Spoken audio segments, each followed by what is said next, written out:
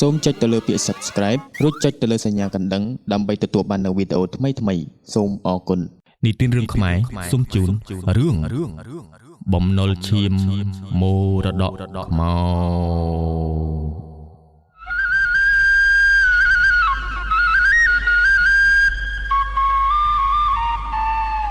ដំណើរតាក់តែងចែងចំណាប់ចាប់ចំណោតចោតជារឿងបុរាណកន្លងឆ្នៃចេញជាទំនុកទុកជាប្រឡោមលោកខ្លីដែលនិយាយអំពីអ្នកកំឡោះរូបស្រស់សម្រស់បានម្នាក់រៀងខ្ពស់ស្រឡះសម្បុរខ្មៅស្រអែមជាអ្នកទីទាល់ក្រលំបាករកព្រឹកខ្វះល្ងាចមានមុខរបរដើរស៊ីឈ្នួលយាមចំការច្បារដំណាំឲ្យគេដើម្បីរកប្រាក់ចិញ្ចឹមជីវិតរំដោះខ្លួនពីការស្រែកឃ្លានមួយគ្រា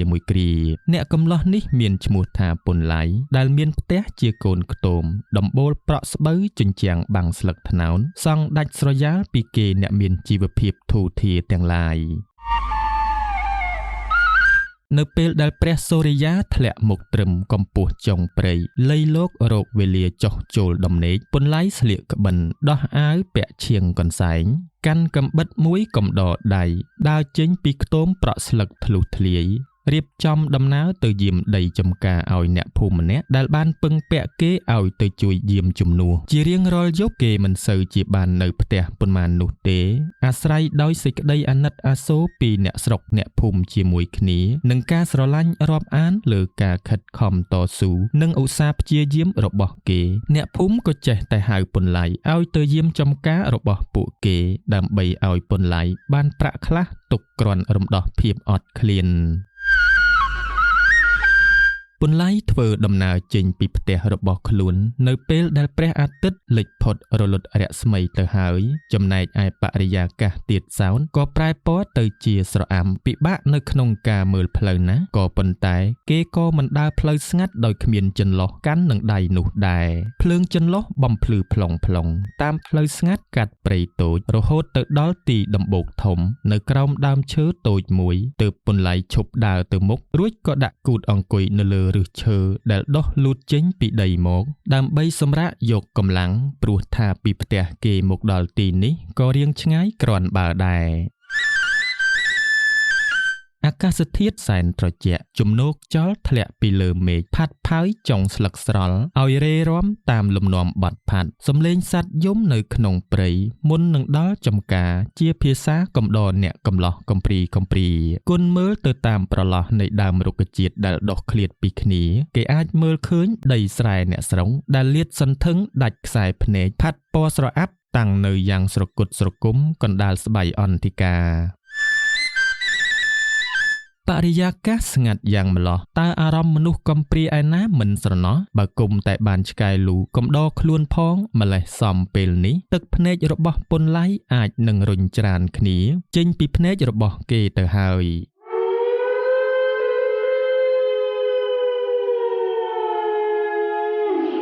ឆ្កែព្រៃវាលូយ៉ាងសម្បើមដូចជាដណ្ដើមគ្នាស្រែកប្រាប់ធាតុជុំវិញថាពួកវានោះកំពុងតែឃើញអ្វីម្យ៉ាងដែលភ្នែកមនុស្សមិនអាចមើលឃើញពុនឡៃដោតចន្លោះនៅលើដីក្បែរខ្លួនរបស់គេអង្គុយស្ដាប់ឆ្កែលូទំនងជាគ្មាននឹកផិតភ័យនឹងអ្វីទាំងអស់ហើយក៏ពោលទៅកាន់ខ្លួនឯងតិច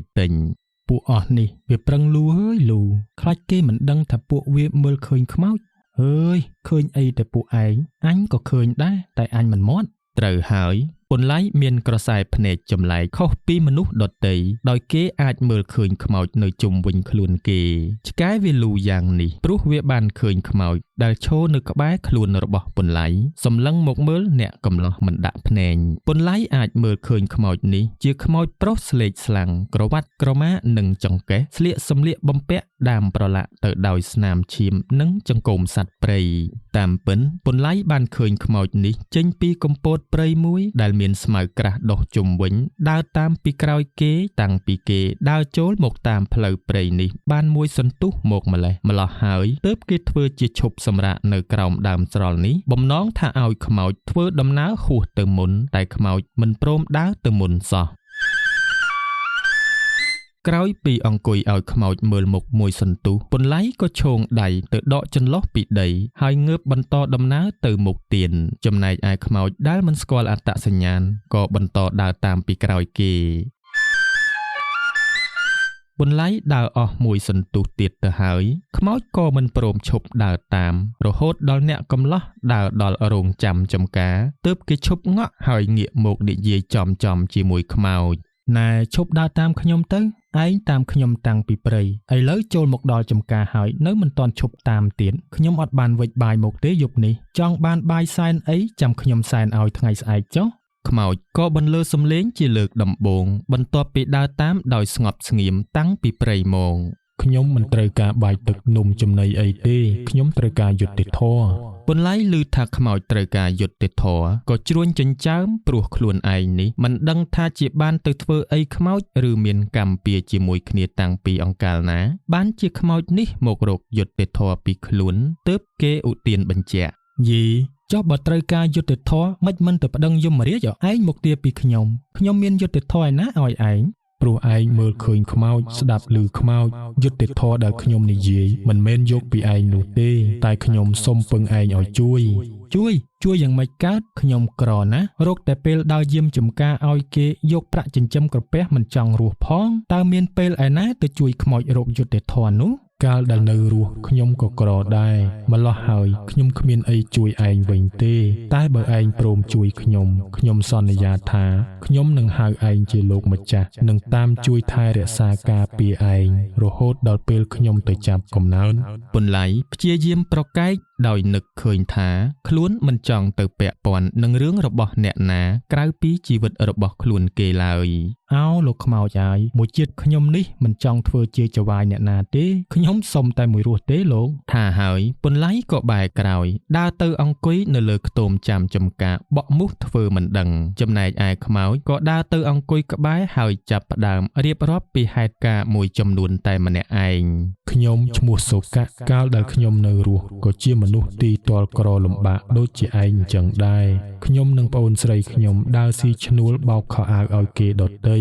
រោគព្រឹកខ្វះល្ងាចរោគល្ងាចខ្វះព្រឹកថ្ងៃខ្លះដេកអត់បាយពីអ្នកបងប្អូនក៏មានកាលបើខ្មោចសូកៈនិយាយពន្លៃដែលអង្គុយយកជើងតិចក៏លួចបែរមកមើលមុខខ្មោចនេះម្ដងម្កាលព្រោះខ្លួនពុតធ្វើជាមិនស្ដាំតែត្រចៀកចេះតែចង់ឮរឿងរ៉ាវរបស់ខ្មោចខ្ញុំស្លាប់ដោយមិនបានឃើញមុខឃាតករមិនដឹងថាជាគូដណ្ដឹងរបស់ខ្ញុំឬអ្នកណាសម្លាប់ដោយសារតែគេបានវាយខ្ញុំពីក្រោយឮសូកៈនិយាយថាមានគូដណ្ដឹងពន្លៃក៏លួចសើចហើយទ្រាំមិនបានក៏លូកមាត់និយាយជាមួយខ្មោចនេះមួយម៉ាត់ពីរយីក្រដូចខ្ញុំហើយមានលុយដណ្ដឹងប្រពន្ធទុកទៀតខ្មោចសូកៈក៏ប្រើក្រសែភ្នែកសម្លក់មកមើលពន្លៃរបៀបដូចជាចង់បង្ហាញថាគេមិនពេញចិត្តនឹងការចំអន់នេះទេពន្លៃក៏ទម្លាក់ទឹកមុខស្មើមកវិញហើយក្រឡេកមុខចេញធ្វើមិនដឹងបន្តទៀតរួចទើបសូកៈនិយាយបន្តពួកយើងភ្ជាប់ពាក្យតាំងពីពេលដែលឪពុកខ្ញុំនៅរស់កាលនោះយើងមិនក្រលំបាកដូចពេលនេះទេតែក្រោយពេលឪពុកម្ដាយរបស់ខ្ញុំស្លាប់ទៅលោកមារបស់ខ្ញុំក៏ដណ្ដើមទ្រព្យអស់ម្ល៉េះហើយពួកខ្ញុំក៏ក្រលំបាកមកដល់សពថ្ងៃនេះម្ដងនេះទោះជាសូកៈនិយាយយ៉ាងណាក៏ពន្លៃមិនមាត់មិនកអ្វីទាំងអស់គេនៅតែអង្គុយយកជើងធ្វើមិនលឺខ្ញុំស្លាប់ហើយមិនអស់ចិត្តទើបវិញ្ញាណរបស់ខ្ញុំវិលវល់ហើយរឿងដែលសំខាន់ជាងនេះទៅទៀតនោះគឺខ្ញុំបារម្ភពីប្អូនស្រីរបស់ខ្ញុំស្លាប់មកជិតកន្លះខែទៅហើយរាល់យប់ខ្ញុំឮសំឡេងប្អូនស្រីរបស់ខ្ញុំយំព្រោះបាត់ខ្ញុំយូរមិនឃើញទៅផ្ទះវិញហើយខ្ញុំក៏មិនដឹងទៅពឹងពាក់អ្នកណាឲ្យជួយព្រោះយើងទីទាល់ក្រគ្មានអ្នកណាគេរាប់រកនិងខ្វល់ខ្វាយឡើយជីវិតយើងជួនកាលមានតម្លៃមិនស្មើនឹងសត្វមាន់ដែលគេបោចលក់នៅទីផ្សារមួយក្បាលផងឮសូកៈខ្មោចនិយាយយ៉ាងដូចនេះហើយពន្លៃក៏អោនមុខចុះហើយនឹកឃើញដល់ជីវិតរបស់ខ្លួនដោយខុសគ្នាត្រង់តែថាជីវិតខ្លួនគេដែលរស់នៅក្នុងភូមិស្រុកនេះមានមនុស្សរាប់អានច្រើនធម្មតាខុសអីតែជីវិតខ្មោចនិងប្អូនស្រីបែរជារស់នៅក្នុងភូមិស្រុកដែលមានការរើសអើងវណ្ណៈម្ល៉េះហើយទើបគេហើបមាត់សួរព័ត៌មានខ្លះៗអំពីខ្មោចហើយមិនបានឯងមិនទៅប្រាប់ប្អូនស្រីឯង ខ្ញុំមិនអាចទៅទីណាឆ្ងាយពីកន្លែងដែលខ្ញុំស្លាប់ឡើយបើគ្មានអ្នកជួយខ្ញុំស្លាប់មិនស្ដាយជីវិតឡើយតែអ្វីដែលខ្ញុំស្ដាយនឹងនៅជាប់ជំពាក់គឺខ្ញុំមិនអាចរស់នៅមើលថែប្អូនស្រីខ្ញុំមិនដឹងថានាងរស់នៅបន្តទៀតបានដោយរបៀបណាបើគ្មានខ្ញុំនៅមើលថែការពារហើយខ្ញុំត្រូវតែស្វែងរកឃាតករពិតប្រាកដដែលសម្លាប់ខ្ញុំជាមុនសិនទើបខ្ញុំលែងជាប់ជំពាក់ ពុនឡៃមើលទៅខ្មោចសូកៈដែលកំពុងតែរៀបរាប់ពីជីវិតទាំងទឹកមុខក្រៀមក្រំនៅក្រោមសមុទ្រទឹកសន្សើមយ៉ាងសោកសៅគេនឹកស្រមៃដល់ជីវិតលំបាកតោកយ៉ាករបស់គេរោគព្រឹកខ្វះល្ងាចជួនកាលក៏ដេកអត់បាយចូលក្រពះគេនឹកឃើញដល់អ្នកដែលទីទាល់ក្រដូចរូបគេហើយប្រហែលជាប្អូនស្រីរបស់សូកៈដែលប្រហែលជាមានពេលខ្លះដេកអត់បាយក្រហាយទឹកផងនោះទើបគេពោលទៅកាន់សូកៈ ទោះខ្ញុំចង់ជួយក៏មិនដឹងជួយយ៉ាងម៉េចដែរព្រោះខ្ញុំមិនដឹងថាឯងស្លាប់ដោយរបៀបណាផងតែបើឯងចង់ឲ្យខ្ញុំទៅប្រាប់ប្អូនស្រីឯងរឿងឯងស្លាប់ចាំខ្ញុំទៅប្រាប់ឲ្យក៏បានបើឯងព្រមជួយខ្ញុំនឹងរៀបរាប់គ្រប់ហេតុការណ៍ដែលខ្ញុំចាំបានហើយនឹងជួយឯងគ្រប់រឿងដែលខ្មោចដូចជាខ្ញុំអាចធ្វើទៅបានដើម្បីស្វែងរកឃាតករពិតដែលបានសម្លាប់ខ្ញុំហើយខ្ញុំនឹងហៅឯងជាលោកម្ចាស់ពីថ្ងៃនេះតទៅតែដំបូងបើឯងបានជាយល់ព្រមជួយទៅហើយសូមឯងជួយជូនខ្ញុំទៅមើលប្អូនស្រីរបស់ខ្ញុំផងព្រោះក្រោយពីខ្ញុំស្លាប់ទៅក្រៅពីឮសំឡេងនាងយំខ្ញុំមិនដែលបានទៅដល់ផ្ទះជួបនាងម្ដងណាឡើយ ណាហើយខ្ញុំជួយឯងម្ដងចុះតែខ្ញុំមានលក្ខខណ្ឌខ្លះណាលក្ខខណ្ឌទី1គឺឯងមិនត្រូវហៅខ្ញុំថាលោកម្ចាស់ជាដាច់ខាតព្រោះខ្ញុំមិនចង់ធ្វើជាលោកម្ចាស់អ្នកណាទេជីវិតខ្ញុំក្រលំបាកតែខ្ញុំពេញចិត្តនៅអ្វីដែលខ្ញុំមានបែបនេះហើយ លក្ខខណ្ឌទី2គឺឯងត្រូវតែនិយាយប្រាប់រឿងរ៉ាវដែលឯងចងចាំបានមុនពេលដែលឯងស្លាប់ទើបខ្ញុំអាចជួយរកឃាតករឲ្យឯងបានណាបានខ្ញុំយល់ព្រមគ្រប់លក្ខខណ្ឌរបស់ឯង រួចហើយសូកៈក៏បានចាប់ផ្ដើមនិយាយពីហេតុការណ៍ដែលគេចងចាំបាននៅមុនពេលគេស្លាប់គេបានរៀបរាប់ថា ល្ងាចមុនថ្ងៃខ្ញុំស្លាប់នោះព្រឹមព្រៃដែលជាគូដណ្ដឹងរបស់ខ្ញុំបានមកផ្ទះខ្ញុំដើម្បីបបួលខ្ញុំឲ្យជូននាងមកស្រុកនេះនាងប្រាប់ថានាងមានបងប្អូននៅស្រុកនេះ សូកៈបានបន្តរៀបរាប់ដល់ពុនឡៃថានៅព្រឹកបន្ទាប់ខ្លួនក៏បានផ្ដែផ្ដាំសុន្ទ្រៈដែលជាប្អូនស្រីមុនពេលចេញដំណើរមកជាមួយនឹងនាងព្រឹមព្រៃ ពេលបងមិននៅឯងមិនបាច់ទៅបោកខោអាវនៅផ្ទះគេទេណាខ្លាចមានបញ្ហាចាំបងមកវិញចាំយើងទៅបោកលើនៅ ចាបង ហើយមិនបាច់ចាំផ្លូវបងទេណាស្រុករបស់ព្រឹមព្រៃមិនដឹងទៅឆ្ងាយដល់ណាទេម្លោះហើយបងក៏មិនដឹងថាទៅប៉ុន្មានថ្ងៃដែរតែឯងកុំបារម្ភអីបើទៅយូរថ្ងៃមិនដល់បងនឹងហៅនាងឲ្យត្រឡប់មកក្រោយវិញហើយណា សុន្ទ្រៈដែលជាប្អូនស្រីក៏បានដកប្រាក់ដែលនាងសន្សំបានពីការងារដើរបោកខោអាវឲ្យអ្នកដទៃហុចទៅឲ្យសូកៈរួចក៏ពោលឡើង បងយកប្រាក់នេះទៅជួលរទេះគោគេធ្វើដំណើរទៅបងស្រុកគេមិនដឹងនៅដល់ទីណាធ្វើដំណើរថ្មើរជើងមិនដឹងថ្ងៃណាដល់ទេណាបង អូមិនអីទេបងមានប្រាក់ខ្លះហើយទេតើតែទុកគ្រាន់តែស៊ីចាយតាមផ្លូវដើរថ្មើរជើងទៅមិនបាច់ខាតប្រាក់ឯងទុកចាយនឹងទិញក៏ហូបរងចាំបងមកវិញទៅណាបងទៅសិនហើយ សូកៈស្ពាយបង្វិចធ្វើដំណើរដើរចេញពីប្អូនស្រីដោយចិត្តហាក់មិនអស់អាល័យនិងអារម្មណ៍ស្រងូតស្រងាន់ចំណែកឯសុន្ទ្រៈដែលជាប្អូនក៏នៅឈរមើលបងប្រុសពីក្រោយដោយទឹកមុខស្រពាប់ស្រពោនសូកៈនិងនាងព្រឹមព្រៃធ្វើដំណើរពីព្រឹកដល់ល្ងាចឆ្លងចេញពីស្រុករបស់ពួកគេចូលទៅដល់ស្រុកថ្មីដែលសូកៈមិនដែលធ្លាប់មកដល់ពីមុនពេលដែលពួកគេដើរឆ្លងកាត់ព្រៃស្ងាត់នាងព្រឹមព្រៃក៏បានហៅសូកៈឲ្យឈប់រួចក៏ពោលទៅថា ឈប់សិនបងចាំខ្ញុំមកផ្លែកខ្ញុំទៅបត់ជិលតូចបន្តិចសិនឲ្យតាន់ផ្លែស្ងាត់ អញ្ចឹងអូនកុំទៅឆ្ងាយពេកហើយប្រញាប់មកវិញផងណា ចា នាងព្រឹមព្រៃក៏បានដើរចេញពីផ្លូវចូលទៅបិទបាំងនៅកំពតព្រៃក្រាស់មួយដែលនៅមិនឆ្ងាយចំណែកឯសូកៈក៏ឈរនៅចាំនាងតែម្នាក់ឯងនៅលើផ្លូវមួយសន្ទុះស្រាប់តែនាងព្រឹមព្រៃស្រែកចេញពីកំពតព្រៃមកដូចជាផិតភ័យនឹងអ្វីម្យ៉ាងធ្វើឲ្យសូកៈមនីស្ទុះទៅមើលយ៉ាងប្រញាំក៏ប៉ុន្តែមិនទាន់ទាំងបានរត់ទៅដល់កន្លែងដែលនាងព្រឹមព្រៃស្រែកផងសំឡេងខ្យល់វត្តដំបងឮសូរតែវឹបក្បែរគុំត្រចៀករបស់គេបណ្ដាលឲ្យគេងងឹតមុខមើលអ្វីលែងឃើញហើយក៏ដាច់ខ្យល់ស្លាប់តែម្ដង លុះដល់ពេលដែលគេភ្ញាក់ខ្លួនទើបគេដឹងថាគេបានស្លាប់បាត់ទៅហើ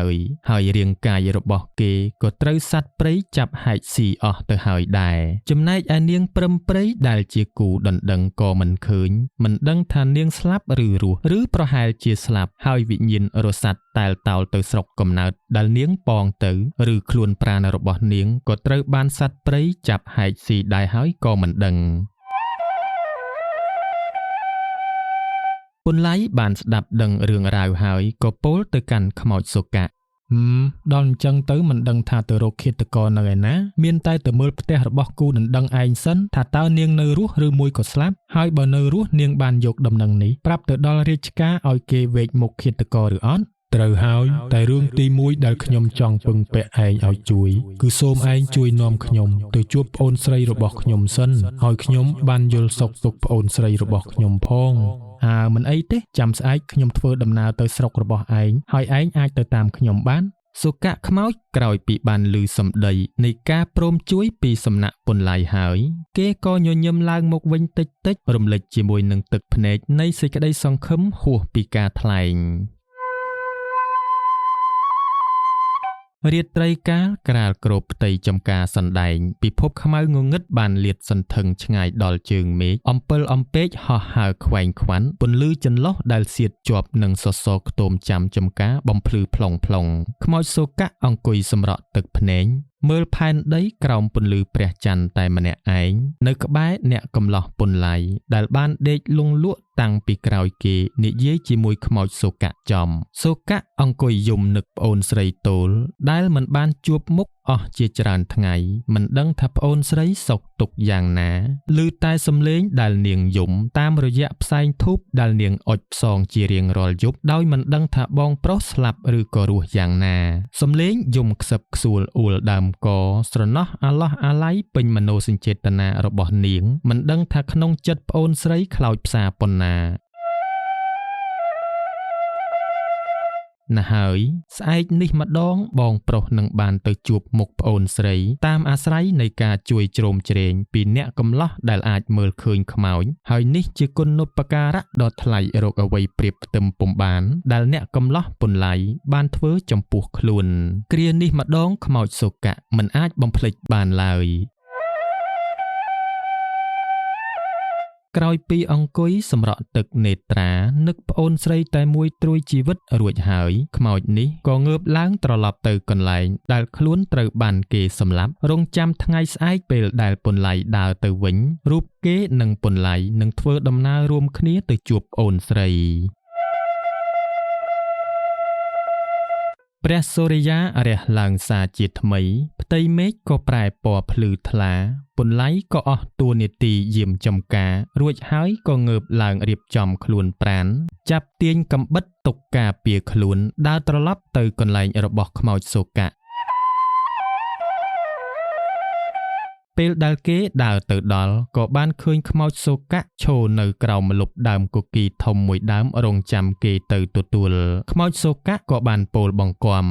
ឯងឃើញស្រាប់ហើយខ្ញុំឈរត្រូវពន្លឺមិនបានទេហើយក៏មិនអាចដើរពីព្រៃនេះបានឆ្ងាយដែរដំណើរផ្លូវពីស្រុកឯងទៅស្រុកខ្ញុំចាយពេលអស់មួយព្រឹកវល់ល្ងាចម្លោះហើយចូលឯងជួយយកក្រណាត់អាវរបស់ខ្ញុំដែលនៅសេសសល់ពីសត្វស៊ីនេះដាក់តាមខ្លួនត្រង់កន្លែងណាដែលពន្លឺមិនអាចចូលដល់ផងចុះនោះទើបខ្ញុំអាចទៅជាមួយឯងបាន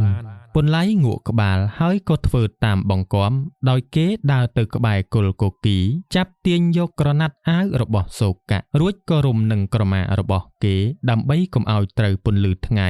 រួចរាល់ហើយខ្មោចសូកៈក៏បានព្រាលខ្លួនបានទើបពន្លៃបន្តដំណើរចាកចេញដើម្បីទៅរៀបចំផ្ទះសម្បែងមុននឹងគេធ្វើដំណើរទៅស្រុករបស់សូកៈដើម្បីប្រកាសថាពន្លឺមិនអាចប៉ះពាល់ដល់ក្រណាត់ក្នុងក្រមារបស់គេបានពន្លៃក៏បានទៅខ្ចីឆ័ត្រពីអ្នកភូមិម្នាក់ហើយក៏ឆ្លៀតពឹងពាក់ឲ្យអ្នកភូមិនោះជួយមើលថែទាំផ្ទះរបស់គេផងណែឆ័ត្រនេះខ្ញុំសុំខ្ចីពូសិនណាពូតម្រាំខ្ញុំត្រឡប់មកពីស្រុកគេវិញទើបខ្ញុំអាចយកមកសងពូវិញបានណាហើយណែខ្ញុំពឹងពូឲ្យឧស្សាហ៍ទៅអើតមើលផ្ទះរបស់ខ្ញុំផងណាពូ មិនអីទេអូនទៅចុះចាំពូមើលផ្ទះឲ្យពូថាបើក្មួយឯងនៅពូឲ្យទៅចាំចំការពូបាន2-3យប់ទៀតតែបើរវល់ទៅហើយក៏ទៅចុះចាំពូឧស្សាហ៍ឈៀងចូលទៅមើលផ្ទះឲ្យផ្ដាំផ្ញើចប់សពគ្រប់ហើយពន្លៃក៏បានធ្វើដំណើរដោយថ្មើរជើងចាកចេញពីស្រុកកំណើតរបស់ខ្លួនកាត់វាលឆ្លងស្រែរហូតបានទៅដល់ផ្លូវរទេះស្ងាត់មួយក៏បានឮសំឡេងមនុស្សស្រែកឲ្យជួយផងជួយលិនផងណាព្រះអាឡោះជួយលិនផងចៅដេញកាប់សម្លាប់លិនហើយណា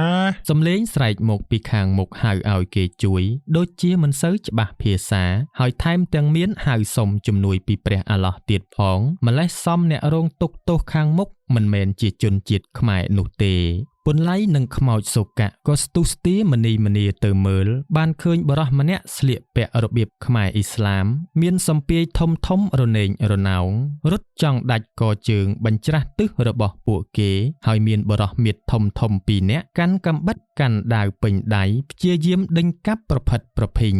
លុះដល់ពេលដែលបរិសដែលជាជនជាតិខ្មែរអ៊ីស្លាមរត់មកដល់មុខពន្លៃគេក៏លុតជង្គង់ស្រឹបនៅខាងមុខអាស្រ័យដោយភាពហត់នឿយរត់គេចពីពួកចៅហើយពោលទាំងដង្ហក់មកកាន់ពន្លៃជួយលិនផងណាចៅវាដេញកាប់លិនហើយណាចៅទាំងពីររត់មកដល់មុខពន្លៃក៏ឈប់ហើយនិយាយជាមួយនឹងគ្នាវារកអស់ប្រទះឈើធំហើយទេតើនេះថ្ងៃនេះសម្បូរអ្នកដើរមកឲ្យប្លន់ណាវើយប្អូនមែនហើយលោកបងតែអាមួយនៅក្រោយគេនោះដូចរៀងតោកយ៉ាបន្តិចណាលោកបងមានប៉ុន្មានយកប៉ុណ្ណឹងទៅបើជួបទៅហើយកុំឲ្យសួយដៃនេះអាចៅអំបុកចៅអំបែងចៅកើតស្រែងដើរអេះអីតើនេះរួចមកប្លន់អីមនុស្សក្រខ្សន់អ្នកមានកគោកមិនទៅប្លន់ចៅឮពន្លៃនិយាយយ៉ាងដូចនេះខឹងឡើងមុខក្រហមដូចរងើកភ្លើងហើយពោលដោយសម្ដីគំរោះគំរើយថាអាកំឡោះរៀងបីពាត់ឯងឃើញចៅហើយមិនខ្លាចមកឌឺដងដាក់អញជាចៅទៀតតោះអាប្អូនកាប់វាចោលហើយប្លន់វាកុំឲ្យសល់សូម្បីតែក្បិនខាងក្នុងវៃចៅលោតចូលមកបំរុងនឹងកាប់ពន្លៃតែត្រូវខ្មោចសូកៈតាក់ជើងដួលមួយទំហឹងពន្លៃនិងបុរសសាសអ៊ីស្លាមក៏លោតទៅសង្កត់ហើយចាប់បានចងដៃចងជើងយកទៅទុកហាលថ្ងៃអស់កន្លះវេលាចំណែកឯពន្លៃនិងនាយដែលជាជនជាតិខ្មែរអ៊ីស្លាមក៏បានទៅឈរមើលនៅក្រោមម្លប់ដើមឈើធំមួយដើមរងចាំមានអ្នកស្រុកអ្នកភូមិណាធ្វើដំណើរឆ្លងកាត់និងអាលហៅគេឲ្យនាំចៅទាំងពីរយកទៅឲ្យរាជការកាត់ទោសទៅតាមច្បាប់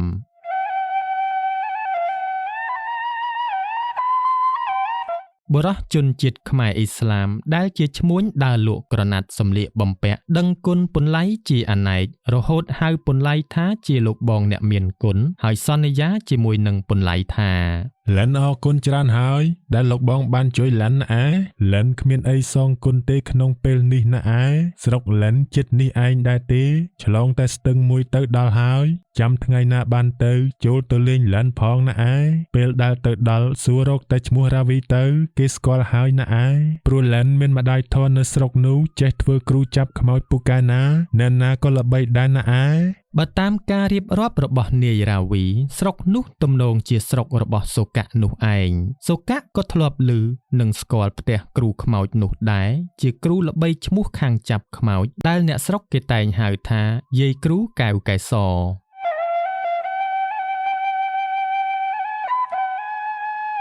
នៅពេលដែលមានអ្នកភូមិបរទេះកាន់អ្នកទាំងពីរក៏បានឲ្យអ្នកភូមិនាំចៅទាំងពីរទៅឲ្យរាជការកាត់ទោសនិងទាមទារទ្រព្យសម្បត្តិដែលបាត់បង់ពីពួកគេវិញរួចរាល់ហើយពន្លៃក៏នាំខ្មោចសូកៈបន្តដំណើរទៅស្រុងដោយមានទាំងនាយរាវីកំដរដំណើរទៅជាមួយហើយផ្ដោះប្ដូររឿងរ៉ាវជីវិតរវាងគ្នានឹងគ្នារួមទាំងរឿងរ៉ាវរបស់ខ្មោចសូកៈផងរហូតបានទៅដល់ស្ទឹងមួយដែលត្រូវឆ្លងមុននឹងចូលដល់ស្រុកកំណើតរបស់សូកៈទើបនាយរាវីសុំលាដំណើរគ្នាដោយផ្ដាំដាច់ខាតថាឆ្លងស្ពាននេះទៅដល់ស្រុកលិនហើយយើងលាគ្នាត្រឹមនេះសិនចុះបើលោកបងមានគុណមានការអីឲ្យលិនជួយទៅរកលិនតាមនឹងចុះណាខ្មោចសូកៈប្រហែលជាស្គាល់ផ្ទះលិនហើយលិនរងចាំជួយសងគុណលោកបងមានគុណជានិច្ចព្រះអាឡោះប្រទានពរលិនលាសិនហើយណានាយរាវីចាកចេញទៅចំណែកឯពន្លៃនិងសូកៈក៏ឈប់នៅត្រង់ស្ពានឈើដែលសង់កាត់ស្ទឹងរួចពន្លៃក៏ពោលទៅកាន់សូកៈ ឆ្លងស្ពាននេះហើយត្រូវបត់ទៅណាទៀតសុកៈឆ្លងស្ទឹងនេះហើយត្រូវដើរតាមបណ្ដោយស្ទឹងដែលនៅត្រើយម្ខាងរហូតទៅដល់ចុងស្ទឹងឯងនឹងឃើញខ្ទមតូចសង់ខ្ពស់ផុតទឹកដែលនៅតែឯងនោះហើយសូមឯងស្រោតដំណើរឲ្យបានលឿនជាងនេះបន្តិចទៀតព្រោះខ្ញុំពិតជាចង់ទៅជួបមុខប្អូនស្រីរបស់ខ្ញុំឲ្យបានឆាប់ណាស់ ដោយយល់សេចក្តីនៃការនឹករលឹកដល់ប្អូនស្រីរបស់សូកៈពន្លៃក៏ធ្វើតាមបង្គាប់ដោយមិនបង្អង់ដំណើរឡើយគេស្រោតដើរឡើងតាមស្ពានឈើឆ្លងកាត់ស្ទឹងហើយធ្វើដំណើរតាមបណ្ដោយស្ទឹងរហូតទៅ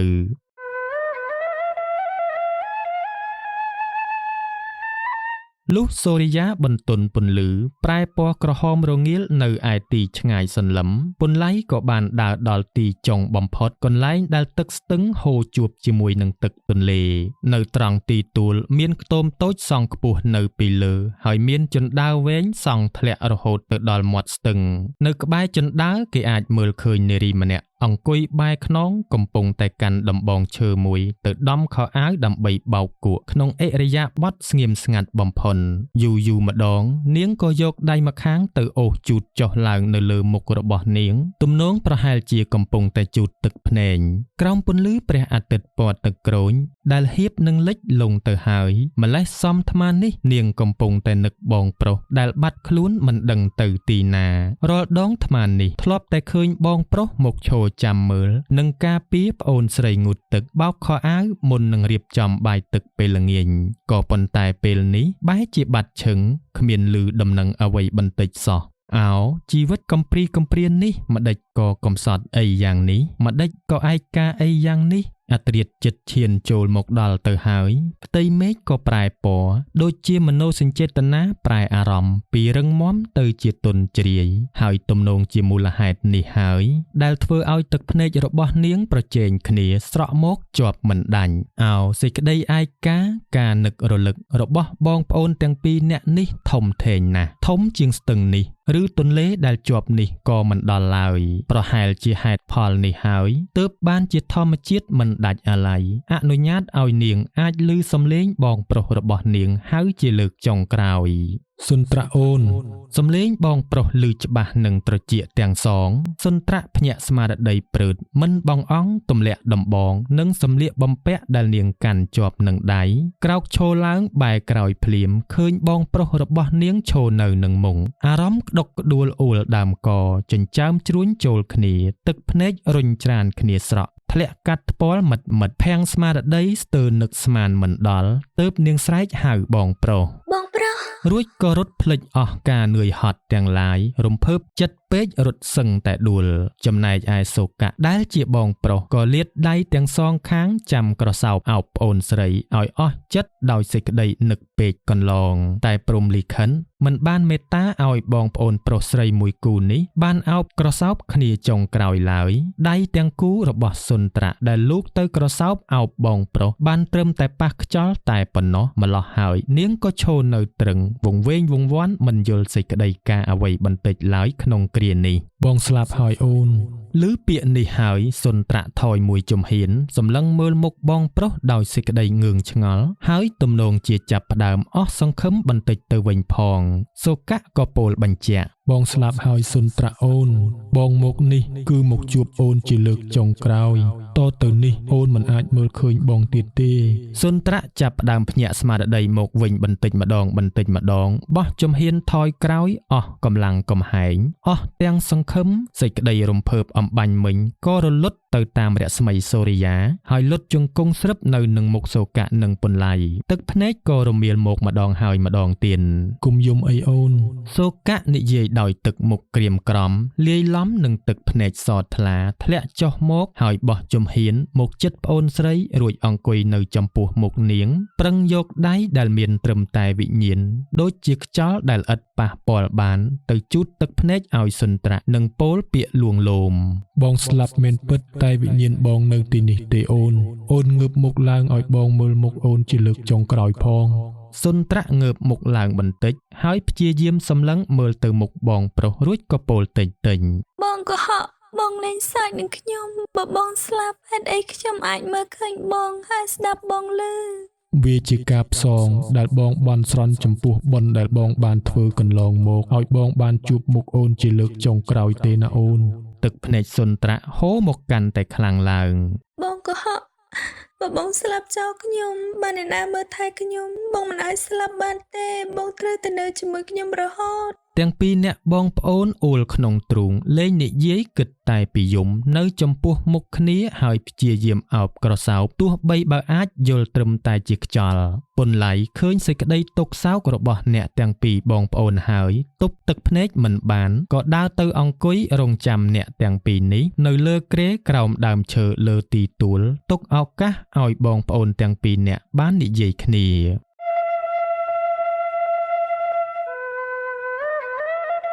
វេលានេះផ្ទៃមេឃប្រែទៅជាងងឹតទាំងស្រុងភ្លើងចន្លុះក៏ចាប់ផ្ដើមបំភ្លឺឡើងសំឡេងចង្រិតយំបន្លឺបន្តគ្នាសូកៈប្រាប់រឿងរ៉ាវគ្រប់យ៉ាងដល់សុនត្រាក់រួចហើយក៏នាំប្អូនស្រីដើរមករកពន្លៃរីឯសុនត្រាក់ដែលទើបតែទ្រហោយំស្ទើរអស់កម្លាំងពីខ្លួនក៏ដើរមកតាមវិញ្ញាណបងប្រុសពីក្រោយដរាបបានមកដល់មុខពន្លៃស្រាប់តែបាត់វិញ្ញាណបងប្រុសឈឹងមិនដឹងបាត់ទៅណាទើបខំស្រែកហៅដោយសេចក្តីអស់សង្ឃឹមនឹកស្មានថាគ្រាន់តែជាការយល់សប្តិក៏ទន់ជង្គង់អុកគូតទៅលើដីស្រឹមពន្លៃក៏ងើបឈរឡើងហើយពោលទៅកាន់សុនត្រាក់ បងប្រុសនាងនៅចិត្តនេះទេណា សុនត្រាក់ក៏ងើបមុខឡើងមើលទៅកាន់ពន្លៃដោយកែវភ្នែកដិតដាមដោយទឹកនេត្រារួចក៏ពោលសួរបញ្ជាក់ថា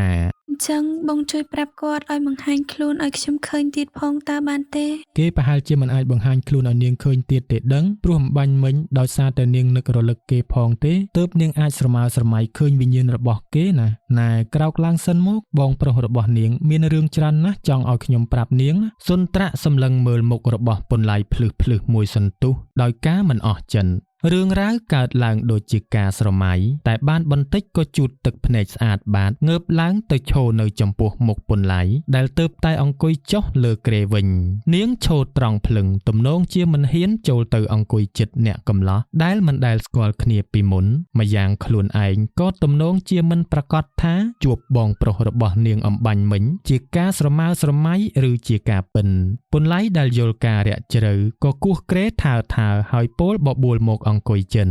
មកអង្គុយក្បែរខ្ញុំមកខ្លាចអីខ្ញុំមិនមែនជាព្រានណាបើគុំតែបងប្រុសនាងពឹងខ្ញុំក៏មិនបានមកដល់ទីនេះដែរ សម្ដីពន្លៃហាក់បានបន្លប់បរិយាកាសដែលក្រៀមក្រំឲ្យប្រែคล้ายមកជាធូរស្រាលហើយនាំឲ្យសុនត្រាក់ហាក់បានលហែលហើយក្នុងចិត្តមកវិញខ្លះនាងចូលទៅអង្គុយក្បែរពន្លៃស្ដាប់គ្រប់យ៉ាងដែលបងប្រុសរបស់នាងបានផ្ដែផ្ដាំមកឲ្យសុនត្រាក់ជួយពន្លៃស្វែងរកឃាតករដែលបានសម្លាប់សូកៈ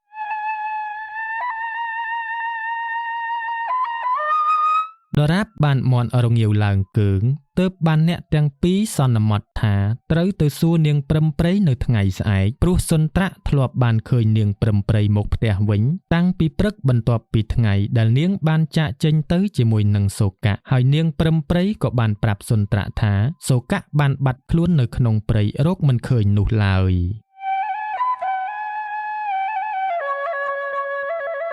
រឿងរ៉ាវនៃការស្លាប់របស់សូកៈអាចមើលឃើញសើ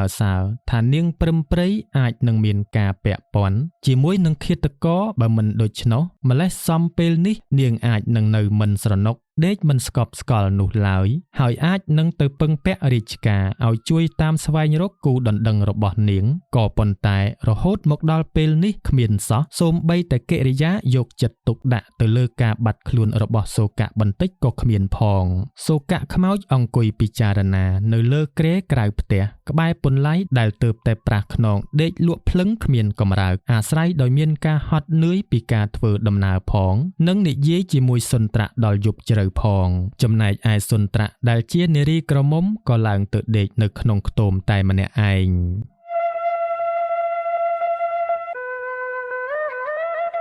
មិនយូរប៉ុន្មានព្រះសូរិយាពេលព្រឹកព្រលឹមក៏បានអើតឡើងមិនទាន់ផុតផ្ទៃទឹកពេលដែលពន្លៃភ្ញាក់ឡើងចុះមុខមាត់ស្ទឹងដងទឹកលុបលាងមុខសូកៈក៏លេចរូបរាងពីក្រោយខ្នងហើយពោលមកកាន់គេ ធ ថ្ងៃនេះខ្ញុំចង់ទៅផ្ទះគូដណ្ដឹងរបស់ខ្ញុំឯងជួយជូនខ្ញុំទៅបន្តិចផងហើយឲ្យសុនប្រាក់សួរនាំនាងអំពីហេតុការណ៍មុនខ្ញុំស្លាប់ខ្ញុំចង់ដឹងថាតើនាងឆ្លើយយ៉ាងណារឿងនេះត្រូវតែទៅផ្ទះគូដណ្ដឹងឯងនោះហើយមានតែនាងទេដែលដឹងហេតុការណ៍ពេលនោះណែខ្ញុំនៅតែឆ្ងល់ថាហេតុអីបានជានាងអាចត្រឡប់មកផ្ទះដោយសុវត្ថិភាពហើយមិនទៅប្តឹងរាជការអីសោះអញ្ចឹងខ្ញុំគិតថារឿងនេះច្បាស់ណាស់ថានាងអាចនឹងពាក់ព័ន្ធដល់ឃាតកម្មរបស់ខ្ញុំតែខ្ញុំចង់ដឹងមូលហេតុថាហេតុអីហើយខ្ញុំក៏នៅមានរឿងមួយទៀតដែររឿងអីទៀតហើយប្អូនស្រីខ្ញុំតាំងពីបាត់ខ្ញុំមកនាងសោកសៅរាល់ថ្ងៃមិនស្រាកស្រានឡើយខ្ញុំសូមឲ្យឯងមួយរយៈនេះធ្វើយ៉ាងណាជួយមើលថែនាងជំនួសខ្ញុំផងប្រាប់នាងផងថាខ្ញុំនៅចិត្តនេះចាំមើលថែនាងដែរទេអូ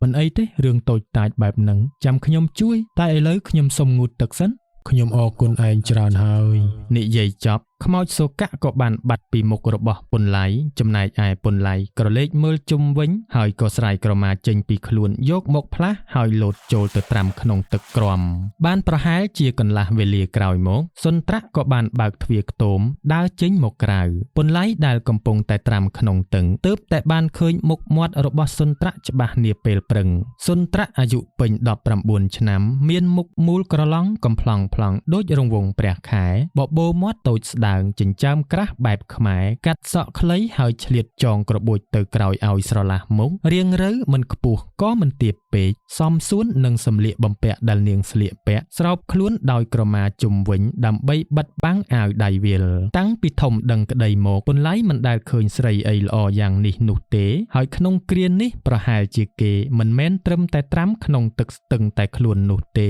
តែចិត្តរបស់គេក៏ប្រហែលជាកំពុងតែត្រាំជាមួយនឹងសន្សើមស្នេហាមួយផងក៏មិនដឹងសុនត្រាក់កាន់សម្លៀកបំពាក់មួយសម្រាប់ចុះមកដល់មាត់ស្ទឹងរួចក៏និយាយទៅកាន់ពុនឡៃដែលកំពុងតែភ្លឹកភ្លាំងគាំងស្មារតីនៅក្នុងទឹកបងមានក្រមាផ្លាស់ទេបើបងខ្វះបងអាចយកក្រមាបងប្រុសខ្ញុំផ្លាស់សិនក៏បានខ្ញុំទុកនៅចិត្តក្បិនរបស់បងនេះណានិយាយតែប៉ុណ្ណេះនាងក៏ស្រោតទម្លាក់ក្រមាចុះនៅក្បែរសំពត់ក្បិនរបស់ពុនឡៃហើយក៏ដើរឡើងវឹងទៅអង្គុយនៅលើគ្រែ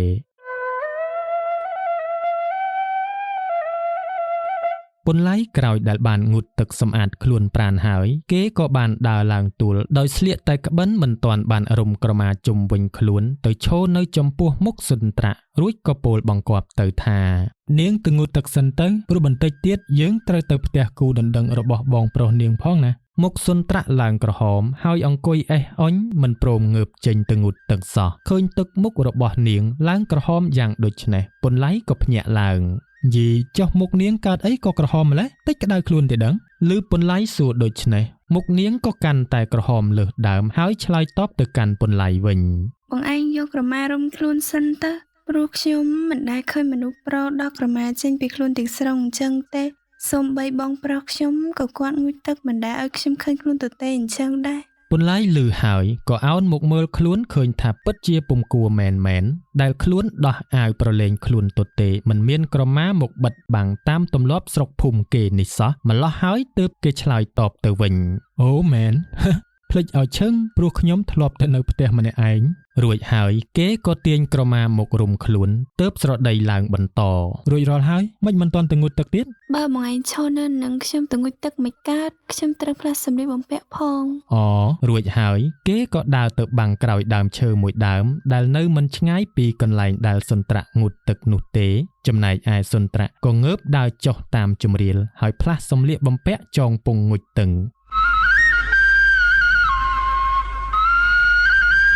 នៅក្រោយរុក្ខជាតិដ៏ធំសម្បើមពុនឡៃធ្វើជាមើលទេសភាពដែលនៅជុំវិញខ្លួនតែក្រសែភ្នែកនិងអារម្មណ៍របស់គេមិនបានក្រឡេកទៅណាឆ្ងាយពីសុនត្រាក់ឡើយរលកគំនិតចិត្តប្រតិព័ទ្ធផុសឡើងក្នុងមโนអារម្មណ៍របស់ពុនឡៃអ្នកកំឡោះកូនកំព្រាមិនខុសគ្នានឹងសុនត្រាក់ដែលជានារីទើបពេញក្រមុំសំរៀងចំទើតូចច្រឡឹងសាច់រលោងភ្លឹងពេលត្រូវតឹងដៃរបស់ពុនឡៃដែលធ្លាប់តែកាន់កាំបិតយាមចំការបែរជារវល់យកទៅខ្វេះសម្បកឈើចង់អស់មួយចំហៀងហើយម្ខាងទៀតយកទៅខ្ទប់ដើមទ្រូងខ្លួនឯងហាក់ដូចជាចង់ឲ្យវាលោតយឺតបន្តិចព្រោះខ្លាចក្រែងសំលេងលោតរបស់វាអាចលឺដល់សុនត្រាក់ពេលលឺសំលេងទឹកភ្ល ភ្លោកនៃការយកដៃទៅទះទឹកដោះខ្លួនអង្រួនចិត្តរំភើបដល់អ្នកកំឡោះទ្រាំមិនលួចមើលមិនបានពន្លៃលួចអើតមើលតាមប្រឡោះមេឈើរួចក៏ប្រញាប់ថយមកវិញភ្លាមមិនហ៊ានអើតមើលយូរពេកខ្លាចសុនត្រាក់ដឹងពន្លៃព្យាយាមបញ្ចុះបញ្ចូលខ្លួន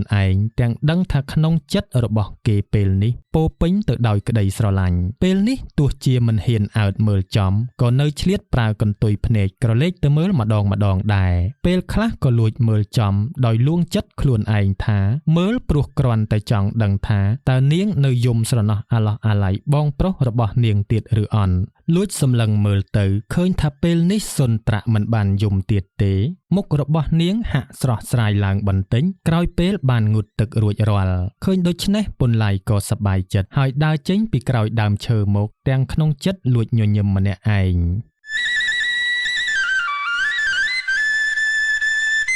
ក្រោយងូតទឹកផ្លាស់សម្លៀកបំពាក់ហើយសុនត្រាក់ក៏ដើរឡើងមកវិញហើយនិយាយជាមួយនឹងពន្លៃ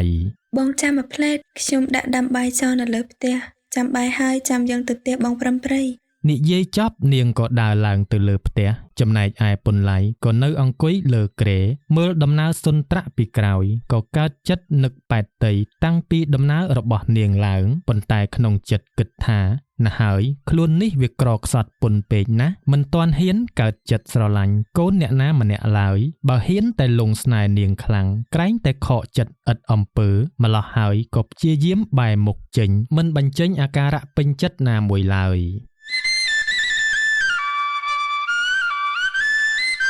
ពេលវេលាដើរទៅមុខព្រះអាទិត្យដែលអណ្ដែតលើមហាលំហធ្វើចលនាមួយផ្លាស់ទីមកដល់ចំពាក់កណ្ដាលផ្ទៃមេឃក្រោយរៀបចំបាយទឹករួចរាល់ពន្លៃក៏បានចាប់ទាញឆ័ត្របើកបាំងពន្លឺថ្ងៃកុំឲ្យជះចូលដល់ក្នុងក្រមារបស់គេសុនត្រាក់ឃើញអ្នកកំឡោះបើកឆ័ត្រកើតចិត្តឆ្ងល់ចង់សាកសួរឫសគល់ក្រែងមានការពាក់ព័ន្ធនឹងសុកៈដែលជាបងប្រុសបងបាំងឆ័ត្រធ្វើអីឬបងបាំងឲ្យបងប្រុសខ្ញុំណែបាំងដើម្បីឲ្យបងប្រុសនាងបានចេញមកដើរក្រោមឆ័ត្រទៅជាមួយយើងដែរណាសុនត្រាក់បានឮហើយក្នុងចិត្តត្រេកអរបន្តិចចង់យំបន្តិចព្រោះបានឮថាបងប្រុសរបស់នាងនៅចិត្តតែបែរជាមិនបង្ហាញរូបរាងឲ្យប្អូនមើលសោះពន្លៃរំពៃមើលកៅភ្នែករបស់នាងឃើញមានដំណក់ទឹកភ្នែកតូចចាំងភ្លេចដោយពន្លឺព្រះអាទិត្យទើបគេនិយាយលួងលោមណែកុំសោកសៅអីទោះបីជានាងមិនអាចមើលឃើញបងប្រុសនាងតែខ្ញុំអាចធានាជូននាងថាបងប្រុសនាងនៅឈរចិត្តនេះទេហើយគេកំពុងតែយកដៃជូតទឹកភ្នែកឲ្យនាងទៀតផងណាទុកឲ្យខ្ញុំជាអ្នកបាំងឆ័ត្រឲ្យបងប្រុសខ្ញុំវិញតើបានទេរឿងនេះណែគេក្រឡេកទៅសួរវិញ្ញាណរបស់សូកាបានទេឯងឲ្យក្រណាត់អាវរបស់ខ្ញុំទៅនាងចុះហើយឲ្យឆ័ត្រទៅនាងកាន់ទៅក្រណាត់អាវរបស់ខ្ញុំនៅទីណាវិញ្ញាណខ្ញុំក៏នៅទីនោះដែរពន្លៃក៏ដកក្រណាត់សម្លៀកបំពាក់របស់សូកាដែលនៅសេសសល់ពីសត្វព្រៃហែកខាំរាងកាយទៅឲ្យសុនត្រាក់យកដាក់ជាប់ខ្លួនហើយពោល5នេះយករក្សាទុកជាប់ខ្លួនទៅវាជាក្រណាត់អាវរបស់បងប្រុសនាងហើយយកឆ័ត្រនេះបាំងឲ្យជាប់ខ្លួនទៅកុំឲ្យប៉ះពន្លឺដល់ក្រណាត់នេះឲ្យសោះណាសុនត្រាក់បង្ហូរទឹកភ្នែកទទួលយកក្រណាត់ខោអាវនិងឆ័ត្រមករុំជាប់នឹងក្រមាលើខ្លួនរបស់នាងដោយប្រុងប្រយ័ត្នបំផុតរួចរាល់កាលណាអ្នកទាំងពីរក៏ដើរចេញពីខ្ទមសម្ដៅទៅរកផ្ទះរបស់នាងព្រឹមព្រៃ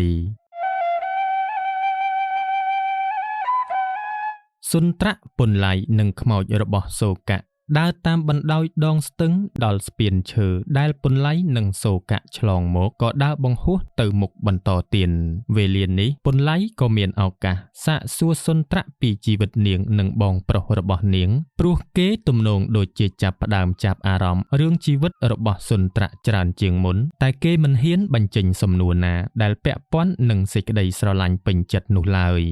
និយាយអញ្ចឹងខ្ញុំឮបងប្រុសនាងថាកាលពីមុនជីវិតអ្នកទាំងពីរមិនក្រលំបាកបែបនេះទេតើនាងអាចនិយាយរឿងរ៉ាវនាងនិងបងប្រុសរបស់នាងឲ្យខ្ញុំស្ដាប់ខ្លះៗផងតើបានទេណែគុំថាខ្ញុំចេះដឹងរឿងរ៉ាវអ្នកទាំងពីរអីខ្ញុំគ្រាន់តែចង់ស្គាល់អ្នកទាំងពីរឲ្យបានច្រើនជាងមុនបំណាច់តែនឹងបានជួបគ្នាទៅហើយបងប្រុសខ្ញុំប្រាប់បងថាម៉េចខ្លះ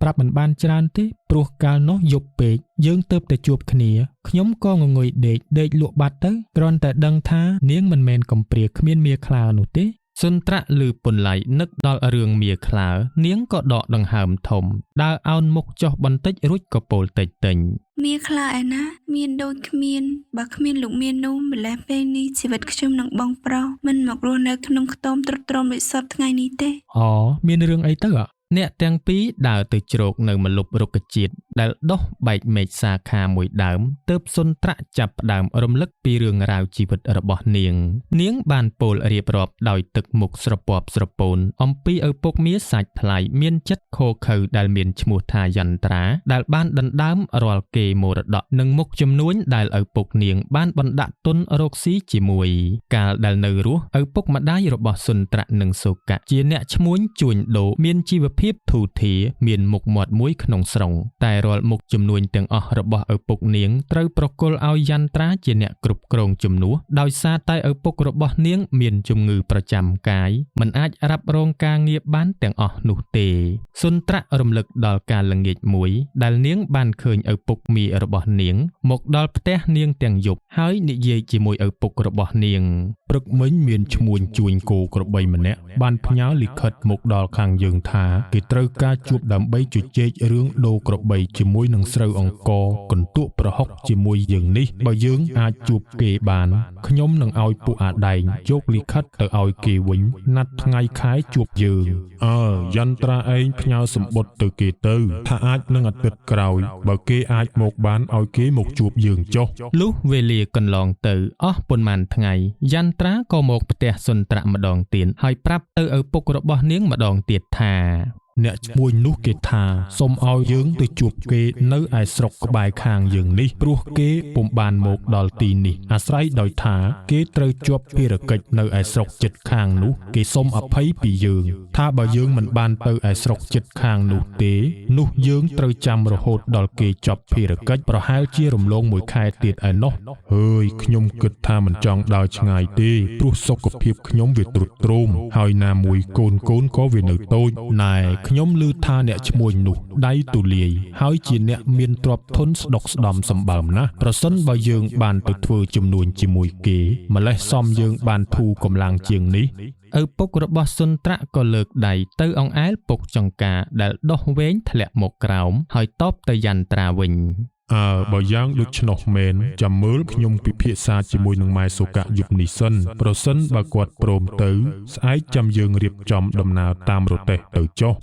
យន្ត្រាញញឹមបិទមាត់មិនជិតរួចក៏ងើបដើរចេញទៅព្រឹកឡើងឪពុកម្ដាយរបស់សុនត្រាក់និងសូកៈក៏សម្រេចចិត្តថានឹងទៅជួបជាមួយនឹងអ្នកឈ្មួញមិនស្គាល់មុខដោយមាននាយយន្ត្រាទៅជាមួយនឹងអ្នកបម្រើប្រុសនៅក្មេងកម្លាំងមាំមៀតធំក្រអាញសម្បុរខ្មៅសក់ក្រញាញ់ម្នាក់ជាកូនឈ្នួលរបស់យន្ត្រាជាអ្នកបរទេះគោអង្គុយនៅខាងមុខសុនត្រាក់និងសូកៈដែលកាលនោះនៅក្មេងឈរនៅក្បែររទេះគោស្ដាប់បណ្ដាំឪពុកម្ដាយមុនពេលចាកចេញ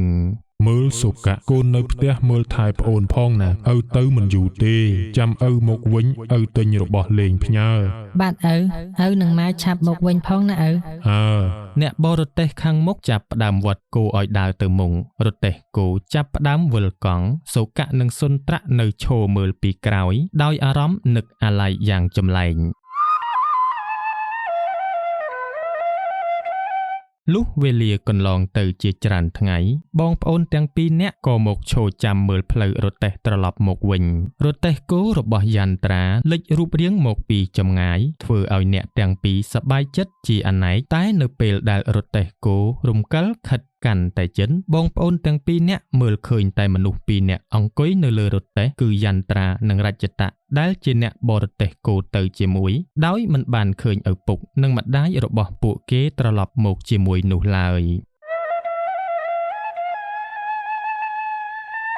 ពេលដែលរទេះបរមកដល់យន្ត្រាក៏ចុះពីលើរទេះទឹកមុខដែលធ្លាប់តែរស់រាយក៏ប្រែទៅជាចងចិញ្ចើមមុខក្រញើហើយស្ដីមកកាន់សូកៈនិងសុនត្រាក់ ឪនិងម៉ែរបស់ពួកឯងលេងបានមកវិញហើយព្រោះពួកគេត្រូវទៅរកស៊ីនៅស្រុកឆ្ងាយរាប់សិបឆ្នាំឯណោះចាប់ពីពេលនេះតទៅទ្រព្យសម្បត្តិនិងមុខរបរឪនិងម៉ែរបស់ពួកឯងគឺអញជាអ្នកគ្រប់គ្រង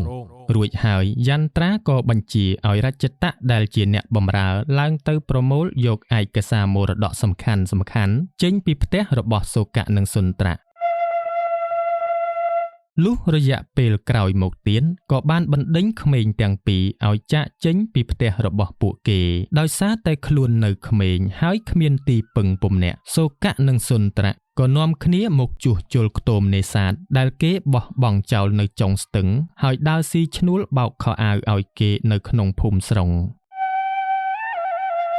សុនទ្រៈពោលរំលឹករឿងអតីតកាលទាំងខ្សឹបខ្សួលអួលដើមកដើម្បីឲ្យពន្លៃបានយល់នៃសេចក្តីអំពីជីវិតរបស់នាងនិងសូកៈ ចុះបងស្រីបង្កើតរបស់ឪពុកនាងគាត់ទៅណា តាំងពីឪពុកម្ដាយខ្ញុំបាត់ខ្លួនទៅធំស្រីគាត់ឈឺដេកនឹងកន្ទែលក្រោមមិនរួចទេហើយខ្ញុំក៏មិនដែលជួបគាត់ដែរប្រហែល3ខែទៅកន្លះឆ្នាំម្ដងទើបគាត់ប្រើអ្នកបម្រើរបស់គាត់ម្នាក់ឲ្យមកសួរសុខទុក្ខខ្ញុំនិងបងប្រុសតែគាត់មិនទាន់ដឹងថាបងប្រុសខ្ញុំស្លាប់ទេ អូ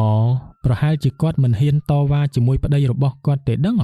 សុនទ្រៈឈប់និយាយតហើយក្រោកឈរឡើងបើកឆាត់រួចពោលទៅកាន់ពន្លៃ ថ្ងៃត្រជាក់ក្រនបាឲ្យបងយើងបញ្ញាប់ទៅផ្ទះបងព្រមព្រៃទៅ ពន្លៃក៏មិនសួរនាំអ្វីបន្តទៀតដែរហើយក៏ងើបដើរតាមពីក្រោយសុនទ្រៈបន្តដំណើរទៅមុខទៀន ព្រះអាទិត្យដែលរះនៅចំកណ្ដាលផ្ទៃមេឃបានបិទបាំងដោយដុំពពកពណ៌សបណ្ដាលជាម្លប់ដល់អ្នកដែលកំពុងតែធ្វើដំណើរតាមដងស្ទឹងខ្យល់ពេលរសៀលបក់ត្រសៀករហើយដល់ចិត្តដែលមិនដាច់ស្រឡះនឹងសេចក្តីមងសៅសុនទ្រៈនិងពន្លៃដើរមកឈប់នៅផ្ទះដំបូលក្បឿងចិញ្ចាំងស្លឹកសង់ខ្ពស់ផុតពីដីហុំព័ទ្ធដោយរបងឈើត្រេតត្រួតដាំដើមដំបងយក្សនៅផ្នែកខាងមុខនោះឯងជាគេហដ្ឋានរបស់នាងព្រឹមព្រៃគូដណ្ដឹងរបស់សូកៈគ្រាន់តែដើរមកដល់ភ្លាមក៏មានអ្នកភូមិម្នាក់ចេញមកពីផ្ទះជិតខាងឈប់ចំពោះមុខអ្នកទាំងពីរហើយស្រដីសួរឡើង អូយសុនទ្រៈរួចនាំអ្នកណាមកនឹងអាយ៉ាស្ងាត់សង្ស័យតែចិត្តចូលរោងហើយតែដឹងក្មួយ សុនទ្រៈមិនមានអារម្មណ៍អៀនព្រានឬភ្ញាក់ផ្អើលអ្វីបន្តិចសោះក្នុងគ្រានេះព្រោះពេលនេះអារម្មណ៍របស់នាងនៅនឹងនាងព្រឹមព្រៃចង់ដឹងឲ្យកាន់តែច្បាស់ថាបងប្រុសរបស់នាងស្លាប់ដោយសារអ្វីនាងគ្រាន់តែតបទៅស្ត្រីអ្នកភូមិនោះវិញថា អត់ទេធំនេះអ្នកស្គាល់គ្នាតែតើគាត់មកជួយកិច្ចការខ្ញុំមួយចំនួននឹងណាធំ អើអីក៏អីទៅណែត្រូវសែនព្រេនអីប្រាប់ធំផងណាក្មួយអើនិយាយអញ្ចឹងមួយរយៈនេះបាត់អាកាសទៅណាមិនធំមិនដែលឃើញវាមកនេះវាផ្ដាច់ពាក្យពីគ្នាដូចពាក្យនាងព្រឹមព្រៃនិយាយហើយមែនបានជាធំឃើញនាងព្រឹមព្រៃមានប្រុសថ្មីចេញចូលសឹងរាល់ថ្ងៃនោះហើយឥឡូវនេះគេរឹកលេងចង់និយាយរកអ្នកភូមិណាទាំងអស់ព្រោះតាំងពីបានគាត់ចាស់នោះមកគេមានមាសមានប្រាក់ពាក់ពេញដៃពេញជើង ស្ត្រីអ្នកភូមិបពេចបប៉ោចរៀបរាប់អំពីអត្តចរិតរបស់នាងព្រឹមព្រៃមួយរយៈនេះសុនទ្រៈនិងពន្លៃរួមទាំងខ្មោចសុកៈផងស្ដាប់ហើយពិចារណាឃើញថានាងព្រឹមព្រៃមិនបានកើតអ្វីនោះទេពោលគឺក្រោយពីសុកៈស្លាប់បាត់ទៅនាងអាចមកផ្ទះវិញដោយសុវត្ថិភាពតែម្នាក់ឯងហើយក៏មិនបានទៅប្តឹងដល់រាជការអំពីការស្លាប់របស់សុកៈដែរម្ល៉េះហើយរឿងនេះច្បាស់ណាស់ថានាងព្រឹមព្រៃអាចជាឃាតករសម្លាប់សូកៈប៉ុន្តែតើនាងសម្លាប់ដោយរបៀបណាហើយដោយសារអ្វីទៅរឿងនេះគ្មានអ្នកណាដឹងឡើយក្រៅពីនាងព្រឹមព្រៃក៏ប៉ុន្តែប្រសិនណាជាចូលទៅសួរចំច្បាស់ណាស់ថានាងព្រឹមព្រៃនឹងមិនព្រមឆ្លើយឡើយម្ល៉េះហើយអ្នកទាំងពីរព្រមទាំងខ្មោចរបស់សូកៈក៏បានថយមួយជំហានសិនដើម្បីមកគិតគ្នា រាត្រីកាលក្រាលគ្របផ្ទៃផែនភពសាជាថ្មីស្រមោលម្ចាស់រាត្រីឆ្លោះនៅក្នុងផ្ទៃទឹកស្ទឹងពន្លឺធ្វើឲ្យទឹកស្ទឹងភ្លឺភ្លិតភ្លែតដូចជាអំពិលអំពែកអណ្ដែតក្នុងទឹងខ្យល់ស្ងប់បរិយាកាសត្រជាក់សុនទ្រៈអង្គុយនៅលើគ្រែក្រោមដើមឈើក្បែរខ្ទមសម្លឹងមើលទៅស្រមោលព្រះច័ន្ទនៅក្នុងទឹកដោយស្ងៀមស្ងាត់ពន្លៃដែលទៅតែងូតទឹកស្លៀកពាក់រួចរាល់ក៏ដើរមកជិតសុនទ្រៈ ឃើញទឹកមុខនាងក្រមុំហាក់មិនបានស្បើយពីក្តីសង្ការប្រហែលជាកំពុងតែនឹកអាល័យដល់បងប្រុសទើបគេពោលឡើងកំពុងតែនឹកបងប្រុសមែនទេសុនទ្រៈងាកមុខចេញហើយយកដៃទៅជូតទឹកភ្នែករួចក៏និយាយទាំងអោនមុខចុះទៅក្រោម ថ្មនេះធ្លាប់តែឃើញបងប្រុសនៅពុះអស់នឹងរែកទឹកកន្លែងនេះជាកន្លែងដែលខ្ញុំនិងបងប្រុសតែងតែអង្គុយមើលទឹកមួយរយៈនេះបងប្រុសទៅចោលខ្ញុំទុកឲ្យខ្ញុំនៅកំព្រាតែម្នាក់ឯង ទ ទប់ទឹកភ្នែកមិនបាននាងក៏ខ្ទប់មុខយំរហាមពន្លៃស្ទើរតែអស់ពាក្យនិយាយមិនដឹងថាត្រូវលួងយ៉ាងម៉េចចំណែកឯវិញ្ញាណរបស់សូកៈដែលជាបងប្រុសកាលបើឃើញយ៉ាងដូចនេះក៏ទៅអង្គុយក្បែរប្អូនស្រីយកដៃទៅអង្អែលក្បាលដោយសុនត្រាក់មិនបានដឹងសោះពន្លៃក៏ពោលលួងលោមឈប់យំទៅណែតើនាងមានត្រជាក់ខ្លួនខ្លះទេសុនត្រាក់ទម្លាក់ដៃចេញពីមុខរួចសម្លឹងទៅមើលពន្លៃដែលកំពុងតែឈរនៅចំពោះមុខហើយងក់ក្បាលបងប្រុសរបស់នាងកំពុងតែអង្គុយនៅក្បែរនាងទេតើណែទោះបីជានាងមើលមិនឃើញគេតែគេមិនបានទៅណាឯណាគេអង្គុយនៅកន្លែងហ្នឹងទេតើណែខ្ញុំយល់ថាពេលនេះអ្វីដែលសំខាន់គឺយើងត្រូវរកវិធីយ៉ាងណាដើម្បីដឹងការពិតពីមូលហេតុដែលព្រឹមព្រៃនោះដាច់ចិត្តសម្លាប់បងប្រុសរបស់នាងណាអញ្ចឹងបងថាទៅមើលយើងអាចធ្វើអីបានបើយើងទៅសួរគេចំគេច្បាស់ជាមិនប្រាប់យើងទេហើយចុះបើយើងដឹងច្បាស់ហើយតើយើងត្រូវធ្វើម៉េចទៀតខ្ញុំទីទាល់ក្រគ្មានទីពឹងអញ្ចឹងមានប្រាក់ឯណាទៅប្តឹងរាជការពន្លៃស្ងាត់មាត់រកនឹកគិតកលយ៉ាងណាដើម្បីឲ្យបានចូលទៅក្បែរនាងព្រឹមព្រៃស៊ើបមើលការពិនគិតមួយសន្ទុះហើយនៅតែគិតមិនចេញទើបខ្មោចសូកៈពោលប្រាប់ពីផែនការមួយបើឯងអាចឲ្យខ្ញុំចូលទៅផ្ទះរបស់នាងខ្ញុំអាចនឹងសំងំនៅក្នុងផ្ទះនោះមួយរយៈរហូតដល់ដឹងការពិតបានណាឮសូកៈពោលប្រាប់យ៉ាងដូចនោះពន្លៃក៏កើតជាគំនិតមួយឡើងណែបើនិយាយអញ្ចឹងខ្ញុំមានវិធីហើយពន្លៃចាប់ដើមរៀបរាប់អំពីផែនការក្លែងធ្វើជាឈ្មួញដើរលក់សម្លៀកបំពាក់រកវិធីយ៉ាងណាធ្វើឲ្យនាងព្រឹមព្រៃព្រមទទួលយកក្រណាត់អាវរបស់សូកៈទៅទុកក្នុងផ្ទះក៏ប៉ុន្តែដោយសារតែខ្លួនជាអ្នកទីទាល់ក្រមិនដឹងជារកក្រណាត់មកពីណាលក់បានទើបសុនត្រាក់ពោលសួរចុះយើងទៅរកកណាត់ល្អៗមកពីណាបានលក់ទៅបើក្នុងផ្ទះខ្ញុំសល់តែកណាត់សម្លៀកបំពាក់ចាស់ដាច់រហែកនឹង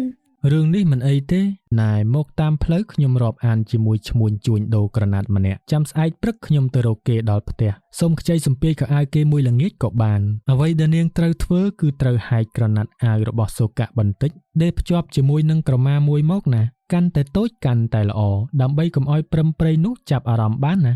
ដរាបបានមាន់រងាវឡើងទឹកសន្សើមរៀងស្ងប់ទើបសុនត្រាក់ឡើងទៅយកមុងភួយមកឲ្យពន្លៃដេកនៅលើគ្រែចំណែកឯនាងដែលជាស្រីឡើងទៅដេកនៅលើខ្ទមព្រឹកឡើងសុនត្រាក់ក៏បានយកក្រមាដែលនាងដេកភ្ជាប់ជាមួយនឹងក្រណាត់អាវរបស់ខ្មោចសូកៈមកឲ្យពន្លៃទទួលយកក្រមាពីសុនត្រាក់ហើយពោលលារួចដើរតម្រង់ទៅរកផ្ទះរបស់នាយរាវីដែលខ្លួនបានជួយតាមផ្លូវតាមការបង្ហាញពីសូកៈដែលធ្លាប់ស្គាល់ផ្ទះនោះស្រាប់ទៅដល់នាយរាវីមិនបងអង្គនៅរៀបចំក្រណាត់សំពត់ថ្មីដាក់ក្នុងសំពាយប្រគល់ឲ្យពន្លៃហើយប្រាប់ទៅថាអូនណែលោកបងមានគុណរបស់ដែលលោកបងចង់បានលែនបានរៀបចំដាក់អស់ហើយណាអែបើលោកបងមានគុណត្រូវការអីទៀតអាចប្រាប់លែនបានណាអែលែនចាំជួយលោកបងមានគុណជានិច្ចណាអែអត់អីទេប៉ុណ្ណេះគ្រប់គ្រាន់ហើយសុំខ្ចីមួយល្ងាចសិនណាចាំចប់ការងារខ្ញុំយកមកសងវិញណាមិនអីទេអែយកមកវិញពេលណាក៏បានដែរព្រោះថាលែនមិនទាន់ចង់ទៅលក់នៅស្រុកឆ្ងាយទៀតទេលែនចង់នៅលេងជាមួយម្ដាយធរលែនមួយរយៈសិនណាអែអូណែនេះជាពុកមាត់និងពុកចង្ការคล้ายលែនជាវាបានពីពួកឈ្មួញស្បែកសណាពាក់វាទៅឲ្យមើលទៅឃើញចាស់ស្រីចូលចិត្តជាវណាអែពន្លៃទទួលបានសំពាយសម្លៀកបំពាក់ហើយក៏លានាយរាវីហើយលើកស្ពាយជាប់ខ្លួនដើរសំដៅទៅផ្ទះរបស់នាងព្រឹមព្រៃគេពាក់ពុកមាត់ពុកចង្ការคล้ายដើម្បីឲ្យមើលទៅដូចជារាងចំណាស់ហើយបាំងឆាត់ដើរឆ្លងភូមិចូលដល់ក្បែររបងផ្ទះរបស់នាងព្រឹមព្រៃក៏ឈប់ហើយពុតធ្វើជាសម្រាកនៅក្រោមដើមឈើមុខរបងផ្ទះរងចាំមើលមនុស្សស្រីចេញពីផ្ទះនោះមកពន្លៃបានឃើញសេះពណ៌ត្នោតមួយក្បាលត្រូវបានគេចងឲ្យស៊ីស្មៅនៅជាប់នឹងរបងផ្ទះរបស់នាងព្រឹមព្រៃមួយសន្ទុះក្រោយមកក៏បានឃើញនារីម្នាក់និងបុរសរាងចំណាស់ម្នាក់ដើរចុះមកពីលើផ្ទះសូកៈចំណាំបានច្បាស់ថាបុរសចំណាស់ម្នាក់នោះមានឈ្មោះថារចតៈជាអ្នកបម្រើជំនិតរបស់យន្ត្រាស្ទើរពេញមួយជីវិតរបស់គេទៅហើយជាអ្នកបម្រើដែលសម្បូរលុយចាយច្រើនជាងគេ នៅពេលដែលរជ្ជតៈឡើងសេះទៅបាត់ទើបពន្លៃធ្វើជាអំពាវនាវខ្លាំងៗដើម្បីឲ្យសំឡេងបានឮដល់នាងព្រឹមព្រៃនាងព្រឹមព្រៃដែលជាស្រីស្រឡាញ់ភាពស្អាតពីខាងក្រៅកាលបើឮថាមានគេយកសម្លៀកបំពាក់មកលក់ដល់មុខផ្ទះក៏ដើរមកក្បែររបងហើយហៅឡើង ណែលោកមាម្នេះមានអីលក់ខ្លះ ពន្លៃក្រោកដើរទៅរកនាងព្រឹមព្រៃដែលឈរហៅពីក្នុងរបងផ្ទះដល់កាលណាគេក៏កល់ធ្វើជានិយាយសួររឿងលក់ដូរ នាងអូនស្អាតត្រូវការមើលសម្លៀកបំពាក់ល្អៗមែនទេស្អាតដូចនាងអូនអញ្ចឹងចាំមានលក់ឲ្យថោកណា អ្នកលក់នេះសម្ដីផ្អែមណាស់មើលមានអីខ្លះ ពន្លៃលាតសំពាយសម្លៀកបំពាក់នាងព្រឹមព្រៃក៏បើករើសមើលចុះឡើងហើយពោលថា សម្ពុតអាវនេះចាស់ពេកទៅដឹងមា មិនចាស់ទេនាងអូនមាធានាជូនបើនាងអូនជាវចាំមាលក់ក្នុងតម្លៃថោកចុះណែនាងអូនមើលអាមួយនេះទៅមើលអាមួយនេះស្អាតបើយកចាំមាជូនក្រមានេះមួយទៀតឲ្យនាងអូនមិនគិតថ្លៃទេណានាងអូន នាងព្រឹមព្រៃទាញសម្លៀកបំពាក់យកមកមើលចុះឡើងទើបសម្រេចចិន ណាហើយយល់ថាមាសម្ដីផ្អែមសរសើរខ្ញុំមិនដាច់ពីមាត់ខ្ញុំយកអាមួយនេះចុះតែមាត្រូវថែមក្រមាឲ្យខ្ញុំផងណាមា ក្រមានេះបើនាងអូនឆ្លើយថាព្រមយកទើបមាថែមជូនណា យកក្រែងមាថាថែមនោះអីមិនមាចង់ប្រែក្រឡះឬអី អូអត់អីទេមាក្រែងតែនាងអូនមិនព្រមយកទេតើ មិនដឹងជាស្អីទេមាតែខ្ញុំថាយកគឺយកហើយរបស់អត់អស់ថ្លៃផងរឿងអីមិនយកហកនេះខ្ចប់ឲ្យខ្ញុំឲ្យស្រួលបួលមកហើយគិតប្រាក់ទៅ ពន្លៃប្រញាប់រៀបចំខ្ចប់សម្ពុតដែលនាងព្រឹមព្រៃជាវរួមទាំងក្រមាដែលសុនត្រាក់បានដេរភ្ជាប់ជាមួយនឹងក្រណាត់អាវរបស់សូកាស្រេចស្រួលបួលហើយគេក៏ធ្វើជាលានាងព្រឹមព្រៃដើរហួសទៅ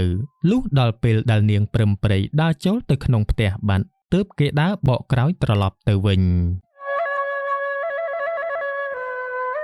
ចាប់តាំងពីថ្ងៃដែលនាងព្រឹមព្រៃទទួលយកក្រមាដែលពន្លៃថែមឲ្យមិនអស់ថ្លៃមកសូកាក៏អាចមកសំងំនៅក្នុងផ្ទះរបស់នាងបានហើយរងចាំស៊ើបរឿងឃាតកម្មរបស់ខ្លួនយ៉ាងស្ងៀមស្ងាត់ពេលល្ងាចបន្តិចរជ្ជតៈក៏ជិះសេះមកដល់ផ្ទះរបស់នាងព្រឹមព្រៃរួចហើយដើរចូលទៅជួបនាងព្រឹមព្រៃនៅលើផ្ទះដើម្បីរួមរយៈស្នេហានៅក្នុងបន្ទប់របស់នាងពេលនេះទើបសូកាដឹងថារជ្ជតៈ បានចិញ្ចឹមនាងព្រឹមព្រៃជាស្រីកំដរតណ្ហាលួចលាក់រួមរយៈស្នេហាតាំងពីយូរមកហើ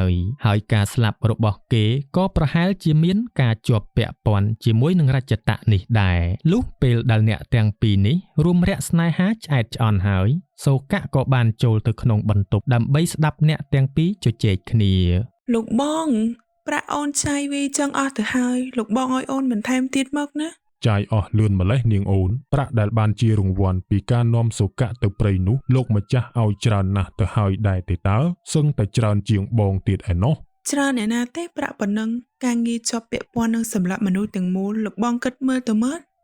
ណាហើយចាំមើលបងសុំលោកម្ចាស់ឲ្យនាងអូនថែមទៀតបើមិនគ្រប់ព្រោះកិច្ចការដែលលោកម្ចាស់ចង់បានមិនទាន់ចប់សពគ្រប់នោះទេបើសិនជាដំណក់ឈាមរបស់អាកញ្ចរានិងនាងសាវត្ថីនៅសេសសល់លោកម្ចាស់ខ្លាចក្រែងថាថ្ងៃណាមួយវាអាចនឹងងាកមកទាមទារមរតករបស់ឪម៉ែវាវិញម្លោះហើយបងមកថ្ងៃនេះគឺចង់ឲ្យនាងអូនធ្វើម៉េចលបួងនាងសុនត្រាក់ចូលទៅព្រៃនៅឯស្រុកឆ្ងាយនោះម្ដងទៀតកាលបើកិច្ចការនេះបានសម្រេចវេលាណានាងអូននឹងទទួលបានលៀបសក្ការៈជាច្រើនណែច្រើនជាងពេលមុនទៀតណា តើឲ្យអូនលបួងយ៉ាងម៉េចទៅលោកបងអូនឃើញវាដូចរឿងសង្ស័យអូនខ្លះហើយណាអូនខ្លាចតែថ្ងៃណាមួយវាទៅប្តឹងរាជការឲ្យស៊ើបអង្កេតលើអូនទេ នាងអូនឯងកុំបារម្ភពីរឿងរាជការមនុស្សទីតលក្រដូចជាវាបើអត់ពីបងវាទៅជីវិតវាប្រៀបបាននឹងមាន់មួយក្បាលដែលគេចាប់អាក៏មិនអាចតដៃរួចទេវាមិនហ៊ានសូម្បីតែទៅប្តឹងប្រាប់រាជការពីការបាត់ខ្លួនរបស់បងប្រុសរបស់វាផង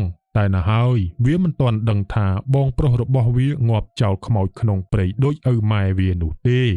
នាងអូនឯងអាចប្រាប់វាថាបានដំណឹងបងប្រុសរបស់វានៅឯស្រុកនោះទៅទោះវាដឹងថាជាផ្លូវងាប់ក៏វាទៅដែរ ម្ដងនេះអូនសុំរៀងក្រែលបន្តិចឲ្យណាលោកបងចុះម្ដាយមីងវានោះឈឺអីបានជាយូរឆ្នាំហើយមិនព្រមជាសងហើយយាយកចាស់នោះនៅរស់អញ្ចឹងតិចវាអាចទាមទារមរតកឲ្យក្មួយវាវិញទៅ ឈឺ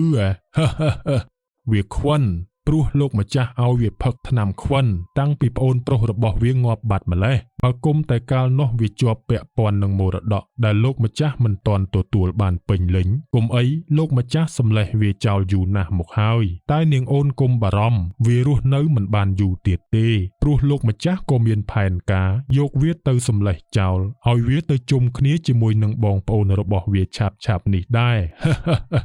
ពេលនេះវិញ្ញាណសូកៈបានស្ដាប់ឮនិងដឹងរឿងគ្រប់យ៉ាងទាំងអស់អំពីរឿងរ៉ាវនៃការបាត់ខ្លួនរបស់ឪពុកម្ដាយរបស់គេនិងឃាតកម្មមកលើរូបគេផ្ទាល់គេឥតមានសង្ស័យអ្វីបន្តិចសោះឡើយអណ្ដាតភ្លើងនៃកំហឹងក៏ឆាបឆេះឡើងលើវិញ្ញាណរបស់គេបណ្ដាលឲ្យគេក្តៅក្រហល់ក្រហាយហើយត្រូវតែទប់ចិត្តមិនអាចធ្វើអ្វីបានក្នុងគ្រានេះឡើយបើហ៊ានតែភ្លាត់បង្ហាញហេតុភេទណាមួយដល់អ្នកទាំងពីរនេះបានដឹងម្លេះសំគេអាចនឹងនាំទុកដល់ប្អូនស្រីដោយមិនអាចទៅប្រាប់អំពីផែនការដ៏ខ្មៅកខ្វក់របស់យន្ត្រានិងបពពួករបស់គេបានឡើយវិញ្ញាណរបស់សូកៈព្រាលបាត់ពីបន្ទប់របស់នាងព្រឹមព្រៃហោះហើរបណ្ដាលការឈឺចាប់ទៅដល់ផ្ទះរបស់ខ្លួនវិញដើម្បីចូលជួបនឹងពន្លៃ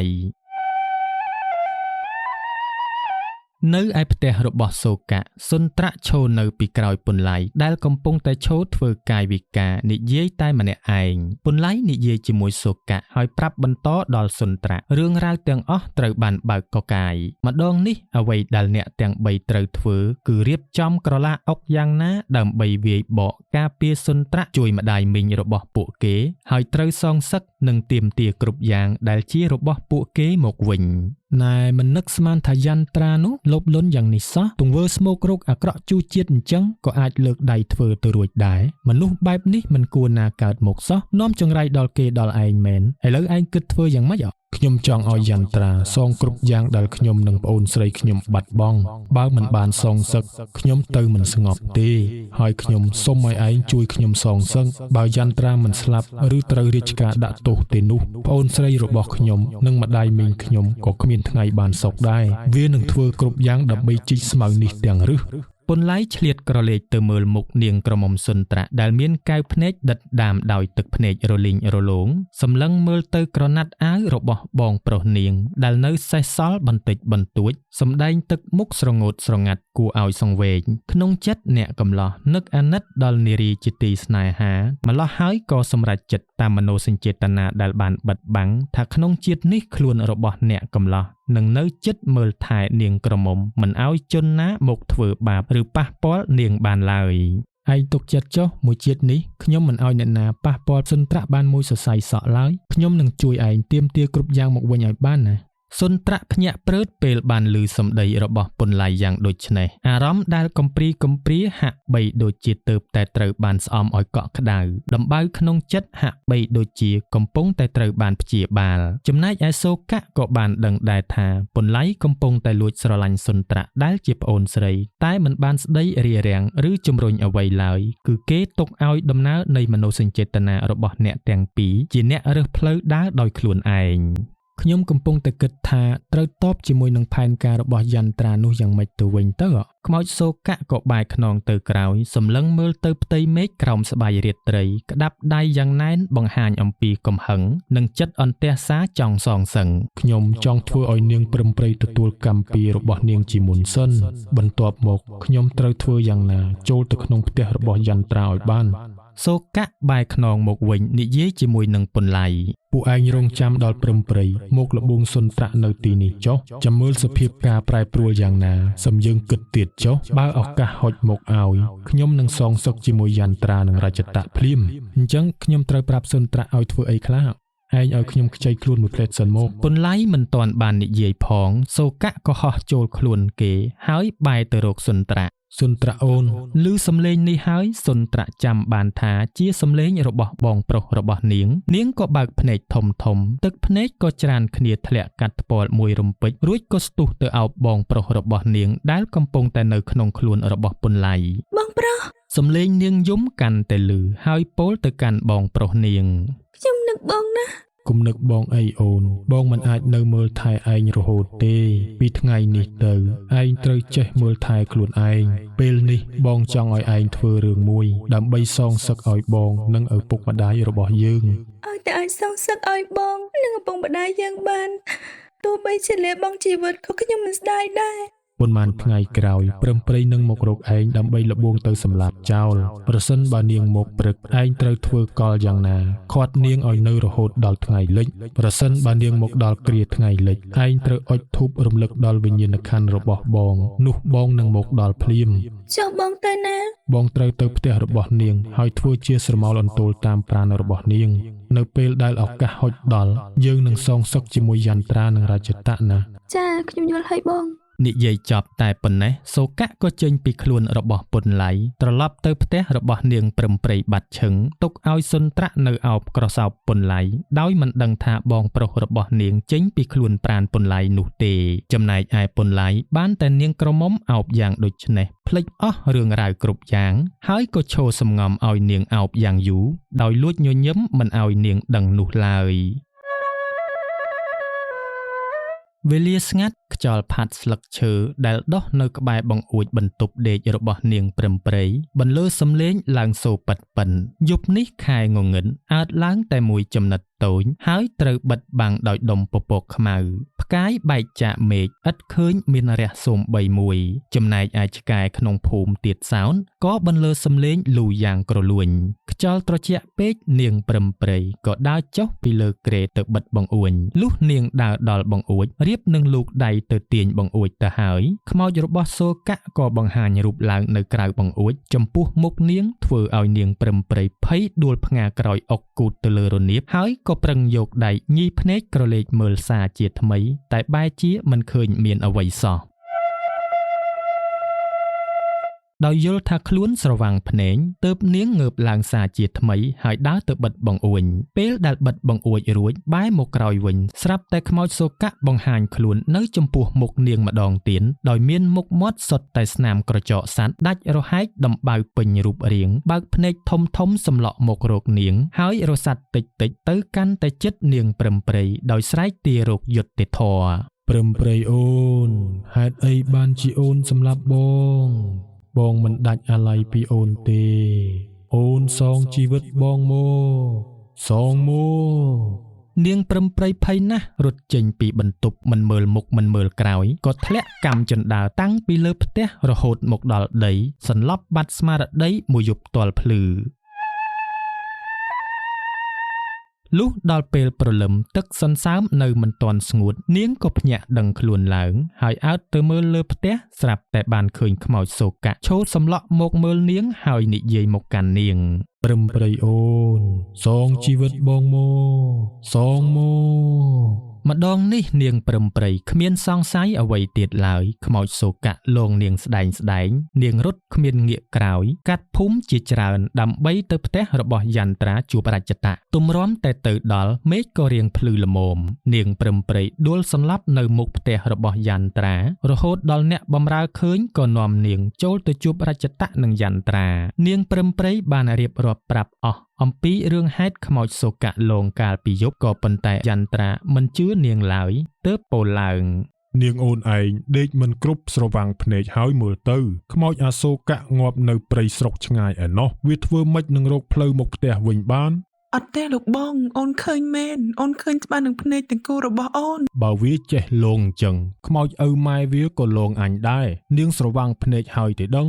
នាងព្រឹមព្រៃនៅតែបញ្ជាក់ហើយទាមទារឲ្យអ្នកទាំងពីរនេះជួយរកដំណោះស្រាយពួកគេទាំង3នាក់នេះនិយាយគ្នាអំពីការលងបន្លាចរបស់ខ្មោចសូកៈដោយមិនបានដឹងថានៅគៀនទ្វារមានអ្នកបម្រើស្រីម្នាក់កំពុងតែលបលួចស្ដាប់ដឹងរឿងគ្រប់យ៉ាងរួចហើយក៏ដើរលបមកដល់ទ្វារបន្ទប់មួយក៏បើកចូលទៅហើយដើរសម្ដៅទៅរកគ្រែមួយដែលមានស្ត្រីម្នាក់រាងចំណាស់ដេកនៅលើគ្រែយ៉ាងស្ងៀមស្ងាត់អ្នកបម្រើស្រីនេះក៏ដាស់ស្ត្រីដែលកំពុងតែសម្រាកនៅលើគ្រែហើយពោលប្រាប់រឿងរ៉ាវដែលបានឮស្ត្រីនេះទម្លាក់មុខចុះស្រពាប់ស្រពោនងើបមកអង្គុយលើគ្រែយកដៃខ្ទប់មុខយំខ្សឹបខ្សួលរួចពោលតិចតិច សុកៈក្មួយខ្ញុំស្លាប់ហើយពុទ្ធោក្មួយប្រុសអាយន្ត្រាវាពិតជាចង់សម្លាប់ផ្ដាច់ពូជយើងហើយ នេះឯងជាម្ដាយមីងរបស់សូកៈនិងសុនត្រាដែលត្រូវបានគេឲ្យថ្នាំខ្វិនផឹកដោយនឹកស្មានថាគាត់មិនដឹងរឿងអ្វីទាំងអស់ក៏ប៉ុន្តែគាត់បានដឹងរឿងរ៉ាវគ្រប់យ៉ាងតែក្រោយពីប្អូនប្រុសរបស់គាត់បានស្លាប់ទៅយន្ត្រាក៏គ្រប់គ្រងទ្រព្យសម្បត្តិទាំងឡាយមិនថាជារបស់ប្អូនប្រុសរបស់គាត់និងគេដែលសល់ពីឪពុកម្ដាយរបស់គាត់នោះទេម្ល៉េះហើយគាត់ក៏ពុតធ្វើជាខ្វិនអស់រយៈពេលជាច្រើនឆ្នាំមករងចាំថ្ងៃណាមួយដែលមានឱកាសអាចទាមទារមរតកគ្រប់យ៉ាងពីយន្ត្រាមកវិញហើយអ្នកបម្រើដែលតែងតែជួយលាក់អាតកំបាំងរបស់គាត់គឺជានាងសន្ធោដែលយករឿងមកប្រាប់គាត់នេះឯងក្រឡេកមកមើលយន្ត្រាឯនេះដោយហេតុតែនាងព្រឹមព្រៃរំអុកខ្លាំងពេកទើបពោលឡើងថានាងទៅផ្ទះវិញចុះចាំអញឲ្យរជ្ជតៈទៅជាមួយនាងនៅយប់នេះអញចង់ដឹងថាខ្មោចអសូកៈវាមានពិតឬអត់បើពិតដូចមាត់នាងព្រឹមព្រៃឯងនិយាយមែនចាំអញឲ្យរជ្ជតៈទៅអញ្ជើញយាយគ្រូកែវកែសទៅចាប់ខ្មោចនោះមិនឲ្យនាងផិតភ័យឡើយតែឥឡូវនាងនៅចាំរជ្ជតៈនៅខាងក្រៅសិនទៅអញមានការនិយាយជាមួយវាខ្លះពេលដែលនាងព្រឹមព្រៃចេញទៅចាំនៅខាងក្រៅបាត់យន្ត្រាក៏បង្គាប់ទៅរជ្ជតៈបើទុកនាងព្រឹមព្រៃនេះនៅថ្ងៃណាមួយរឿងរ៉ាវរបស់អញទាំងអស់ច្បាស់ជាបែកការខូចឈ្មោះអញហើយអាចឈានដល់រាជការតាមស៊ើបអង្កេតការពិតផងម្ល៉េះហើយឯងត្រូវឲ្យវាទៅលបួងនាងសុនត្រាទៅសម្លាប់ចោលឲ្យហើយនៅថ្ងៃស្អែកកុំឲ្យខានដល់ពេលដែលទៅដល់ស្រុកគេឯងសម្លេះវាចោលទាំងពីរនាក់ទៅគុំទុកវានាំមកសៅចិត្តរជ្ជតៈទទួលបានបញ្ជាកាលណាក៏លំអោនកាយគោរពលាយន្ត្រាដែលជាម្ចាស់ហើយនាំនាងព្រឹមព្រៃមកនៅផ្ទះនិងស្នាក់នៅធ្វើល្អដាក់នាងដើម្បីបោកបញ្ឆោតយ៉ាងណាឲ្យនាងព្រឹមព្រៃទៅលបួងសុនត្រានៅថ្ងៃស្អែកនៅក្នុងបន្ទប់ដេកក្រោយពីរួមរយៈស្នេហាអស់ចិត្តអស់ចង់ទៅអ្នកទាំងពីរនេះក៏ចាប់ផ្ដើមនិយាយពីផែនការលបួងសុនត្រាផងនិងរកគ្រូចាប់ខ្មោចផងសូកៈកាលបើដឹងផែនការអស់ហើយក៏ហោះវឹងមកជួបនឹងពន្លៃដើម្បីរៀបចំឧបាយយ៉ាងណាការពារនិងរកឱកាសសងសឹកបើឯងអាចបង្ហាញខ្លួនឲ្យវាឃើញទាំងពីរអ្នកតែម្ដងនោះយន្ត្រាច្បាស់ជាទៅរកជាគ្រូកែវកែសមែនតែនហើយណែឯងធ្វើម៉េចចេញឲ្យនាងព្រឹមព្រៃឃើញបានខ្ញុំអាចចេញឲ្យមនុស្សដែលមានកម្មជាមួយខ្ញុំមនុស្សដែលខ្ញុំជាប់ជំពាក់ខ្លាំងមនុស្សដែលនឹកអាល័យខ្ញុំខ្លាំងនិងមនុស្សដែលអាចមើលឃើញខ្មោចដូចជាឯងឃើញបានចំពោះរជ្ជតៈព្រឹមព្រៃនិងយន្ត្រាខ្ញុំមិនត្រឹមតែអាចចេញឲ្យពួកវាឃើញទេកម្លាំងនៃកម្មរបស់ពួកវាជាមួយនឹងខ្ញុំក៏អាចធ្វើឲ្យខ្ញុំសម្លាប់ពួកវាបានដែរល្អណាស់អញ្ចឹងស្អែកយើងនឹងឲ្យសុនត្រាពន្យាពេលនាងព្រឹមព្រៃនោះឲ្យដល់ពេលដែលព្រះអាទិត្យលិចចុះដល់ពេលនោះជាឱកាសដែលឯងអាចទាមទារជីវិតពីពួកវាវិញហើយទេខ្ញុំមិនទាន់ចង់សម្លាប់ពួកវាពេលនេះទេខ្ញុំចង់ឲ្យពួកវារត់ទៅប្រាប់យន្ត្រាដើម្បីឲ្យទៅរកយាយគ្រូកែវកែសហើយខ្ញុំចង់ឲ្យឯងយករឿងរ៉ាវរបស់ខ្ញុំទៅប្រាប់ដល់រាវីទាំងអស់និងពឹងឲ្យគេជួយបញ្ចុះបញ្ចូលម្ដាយធម៌របស់គេឲ្យជួយសងសឹកនិងទាមទារគ្រប់យ៉ាងមកឲ្យប្អូនស្រីរបស់ខ្ញុំវិញកលឧបាយคล้ายជាផែនការបកសងសឹកគ្នាទៅវិញទៅមកក្រឡានៃលបែងជីវិតចាប់ផ្ដើមដើរដល់ចំណុចស្លាប់រស់ពេលនេះរងចាំមើលតែក្រឡាដែលគូប្រកួតដើរតែប៉ុណ្ណោះលងលុះយប់យន្តទុនត្រជាក់ចំណោធ្លាក់មកនៅខ្ទមដែលសង់ជាប់ស្ទឹងសុនត្រាក់អង្គុយនៅលើគ្រែក្រោមដើមឈើសម្លឹងមើលផ្កាយដែលរះកំដរមេឃតែមិនឃើញម្ចាស់រាត្រីរះសោះពន្លៃទើបតែងូតទឹកស្លៀកពាក់ស្អាតបាតដើរមកអង្គុយក្បែរសុនត្រាក់ហើយពោលសួរយប់នេះផ្កាយរះច្រើនណាស់តែបាត់ព្រះច័ន្ទមិនដឹងរវល់ទៅណាឲ្យរះតាមណាបើចង់រនោចហើយនឹងអូមែនពន្លៃលួចសម្លឹងមើលមុខសុនត្រាក់ដែលកំពុងតែអើតទៅមើលផ្ទៃមេឃរង្វង់មុខស្រីឡើងកំប្លង់ប្លង់មានពន្លឺមុនស្នេហ៍ល្អជាងលោកខែដែលរះពេញវងទៅទៀនអោចិត្តនេះចង់តែទម្លាយពាក្យប៉ុន្មានម៉ាត់ដល់នាងក្រមុំតែមាត់វារឹងហាមិនរួចសោះក៏ពុតធ្វើជានិយាយបង្វែររឿងយប់នេះដូចជាមិនឃើញស្រងោតស្រងាត់នឹកបងប្រុសខ្ញុំគាត់នៅចិត្តនេះគ្រាន់តែខ្ញុំមើលមិនឃើញអញ្ចឹងតើនាងដឹងថាគេកំពុងតែនៅកន្លែងណាទេគេកំពុងតែឈរមើលផ្កាយនៅមុខខ្ទមនោះគេមើលផ្កាយដូចតែនាងដែរត្រូវហើយកាលបងប្រុសនៅរស់ឲ្យតែទំនេរគាត់មកអង្គុយកន្លែងនេះមើលមេឃមើលផ្កាយតែថ្ងៃនេះបងអង្គុយនៅកន្លែងគាត់ទៅហើយគាត់មានតែទៅឈរនៅមុខខ្ទមអូអញ្ចឹងនាងមិនមែនចាត់ទុកខ្ញុំជាបងប្រុសរបស់នាងម្នាក់ទៀតទេមែនទេ មួយជាតិនេះខ្ញុំមានបងប្រុសតែម្នាក់ទេតែបើបងចង់ធ្វើបងប្រុសខ្ញុំម្នាក់ទៀតចាំខ្ញុំអុជធូបសុំបងប្រុសខ្ញុំសិន ឮដូច្នេះពន្លៃក៏ខំប្រកែកយ៉ាងញាប់មាន់ អូខ្ញុំមិនចូលចិត្តប្អូនស្រីទេខ្ញុំណែ សុនត្រាក់លួចក្រឡេកមើលពន្លៃដែលកំពុងតែអៀនមុខឡើងក្រហមបន្តិចរួចទើបនាងក្រឡេកទៅមើលមេឃវិញដោយមិនមាត់មិនកអ្វីទាំងអស់ពន្លៃក៏បង្វែររឿង អូព្រះច័ន្ទរះហើយទៅតើណោះ សុនត្រាក់ខំប្រឹងសម្លឹងរកមើលព្រះច័ន្ទតែមិនឃើញសោះទើបនាងពោលឡើង ឯណាមិនឃើញរះផងព្រះច័ន្ទឯណារះចុងរនោចនោះ ណែរះនៅក្បែរខ្ញុំឃើញមុខប៉ុន្មានយប់មកហើយភាក់ឡើងមូលក្រឡង់ល្អជាងព្រះច័ន្ទដែលរះលើមេឃចំណែកឯពន្លឺទៀតសោតក៏ល្អចម្លែកខុសឆ្ងាយពីព្រះច័ន្ទរបស់អ្នកទាំងឡាយជាច័ន្ទដែលរះលើដីក្នុងខ្ទមកំសត់រះដោយមនោសញ្ចេតនានិងការតស៊ូនិយាយតាមត្រង់ទៅចុះបើគេឲ្យព្រះច័ន្ទនៅលើមេឃខ្ញុំមិនយកទេតែបើគេឲ្យព្រះច័ន្ទនៅលើដីដែលរះក្បែរខ្លួនខ្ញុំនេះខ្ញុំទទួលយកហើយមើលថែរក្សាដរាបបានជីវិតខ្ញុំសាបសូន្យឯណោះណា សុនត្រាក់ហាក់ដឹងនៅនៃបំរៀបដែលពន្លៃកំពុងតែប្រៀបធៀបម្ល៉េះហើយថ្ពាល់នាងក្រមុំក៏ឡើងក្រហមដូចជាផ្លែពេងប៉ោះទុំហើយងើបឈររួចពោលថា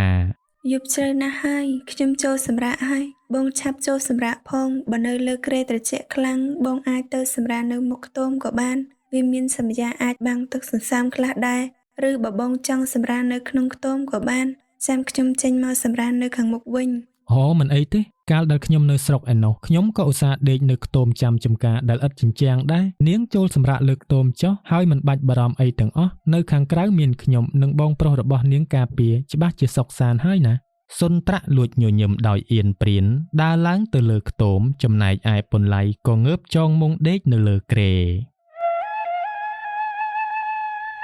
លុះវេលាព្រឹកឈានចូលមកដល់សាជាថ្មីដោយដឹងស្រាប់ថាថ្ងៃនេះនាងព្រឹមព្រៃនឹងមករកសុនត្រាក់ដល់ខ្ទមពន្លៃក៏ឡើងទៅពួននៅលើខ្ទមដើម្បីឲ្យនាងព្រឹមព្រៃយល់ថាសុនត្រាក់កំពុងតែកំព្រានៅម្នាក់ឯងចំណែកឯសុនត្រាក់ក៏ចាប់ផ្ដើមអុជធូបបូជាតាមបង្គាប់របស់បងប្រុសរបស់នាងដើម្បីឲ្យវិញ្ញាណរបស់សូកៈមានអំណាចរួចរាល់ហើយសុនត្រាក់ក៏ដើរមកអង្គុយនៅលើគ្រែចាំមើលនាងព្រឹមព្រៃមក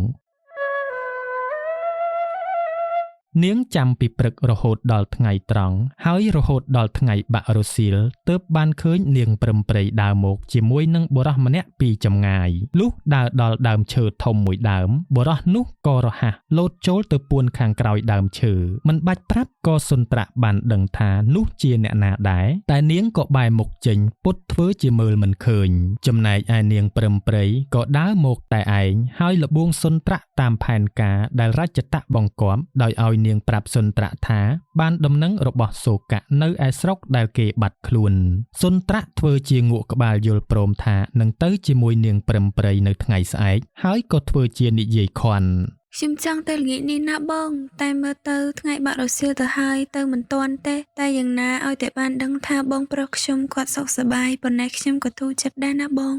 អូអត់អីទេបងទៅតែបានលើអ្នកស្រុកគេប្រាប់មកថាគាត់ដើរវង្វេងព្រៃទៅតែបានមកជួបអ្នកស្រុកគេជួយយកអាសាតែឥឡូវគាត់មកវិញមិនទាន់បានទេព្រោះគាត់វង្វេងក្នុងព្រៃយូរពេកអស់កម្លាំងឈឺរងចាំប្អូនទៅមើលណា ចាបងអញ្ចឹងបងអាចអង្គុយនិយាយលេងជាមួយខ្ញុំឲ្យយូរជាងនេះបន្តិចបានទេព្រោះខ្ញុំខានឃើញបងយូរហើយខ្ញុំចង់នៅជាមួយបងឲ្យយូរជាងនេះបន្តិចឃើញមុខបងធ្វើឲ្យខ្ញុំបាត់នឹកដល់បងប្រុសខ្ញុំដែរណា នាងព្រឹមព្រៃហេតុតែចង់ឲ្យសុនត្រាក់ទុកចិត្តក៏ធ្វើជាគិតគូរដល់សុនត្រាក់រួចហើយក៏បង្ខំចិត្តនៅនិយាយជាមួយនឹងសុនត្រាក់តាំងពីថ្ងៃបាក់រសៀលរហូតដល់ថ្ងៃលិចទៅបានចំណែកឯរាជតៈដែលឈរឃ្លាំមើលនៅពីក្រោយដើមឈើក៏រអ៊ូដោយចិត្តខឹងនឹងនាងព្រឹមព្រៃដែលនៅយូរនោះថា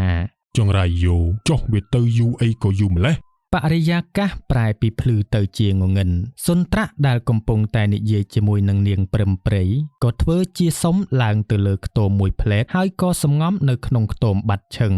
នាងព្រឹមព្រៃចាំបាត់ក៏ងើបដើរទៅហៅសុនត្រាក់នៅមុខខ្ទមតែអត់មានអ្នកណាឆ្លើយតបសោះឆ្កែលូយ៉ាងក្រលួញសំឡេងឮដល់នាងព្រឹមព្រៃដែលកំពុងតែឈរនៅក្រោមអាកាសធាតុត្រជាក់ស្រេងធ្វើឲ្យនាងចាប់ផ្ដើមញ័រដៃញ័រជើងមានអារម្មណ៍ថាដូចជាមិនសូវស្រួលលុះនាងបែរមកក្រោយស្រាប់តែបានឃើញខ្មោចសូកៈឈរនៅចំពោះមុខនាងហើយពោលមកកាន់នាង សងជីវិតអញមួ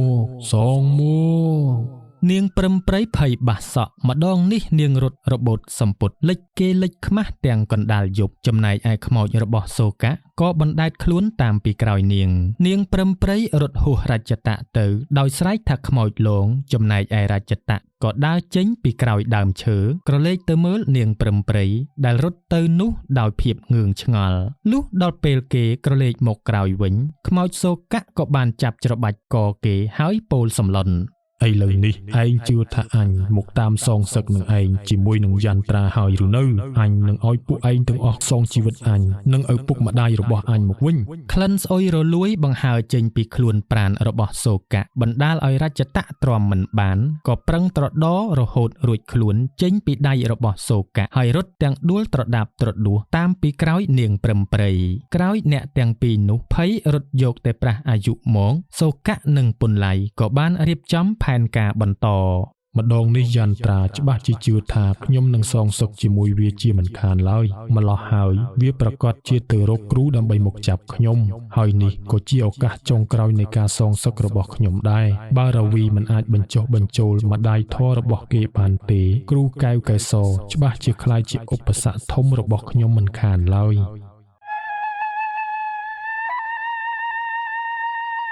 ព្រឹកបន្ទាប់ពុនឡៃក៏បានទៅរកនាយរាវីដល់ផ្ទះដើម្បីប្រាប់រឿងរ៉ាវទាំងអស់និងស្នើឲ្យគេជួយបញ្ចុះបញ្ចូលម្ដាយធម៌របស់គេឲ្យជួយដល់ខ្មោចសូកាក៏ប៉ុន្តែមិនបានជួបនឹងនាយរាវីនោះទេគឺជួបតែស្ត្រីចំណាស់ម្នាក់មានរាងទាបសម្បុរខ្មៅសក់សវ័យប្រមាណជា70ទៅ80ឆ្នាំប្លាយមានពានាកន្សែងពណ៌សពុនឡៃឃើញហើយយល់ក្នុងចិត្តថានេះហើយប្រហែលជាម្ដាយធម៌របស់នាយរាវីទើបគេពោលសួររកនាយរាវី ម្ដាយធម៌របស់នាយរាវីក៏ពោលប្រាប់ដោយសំឡេងជរា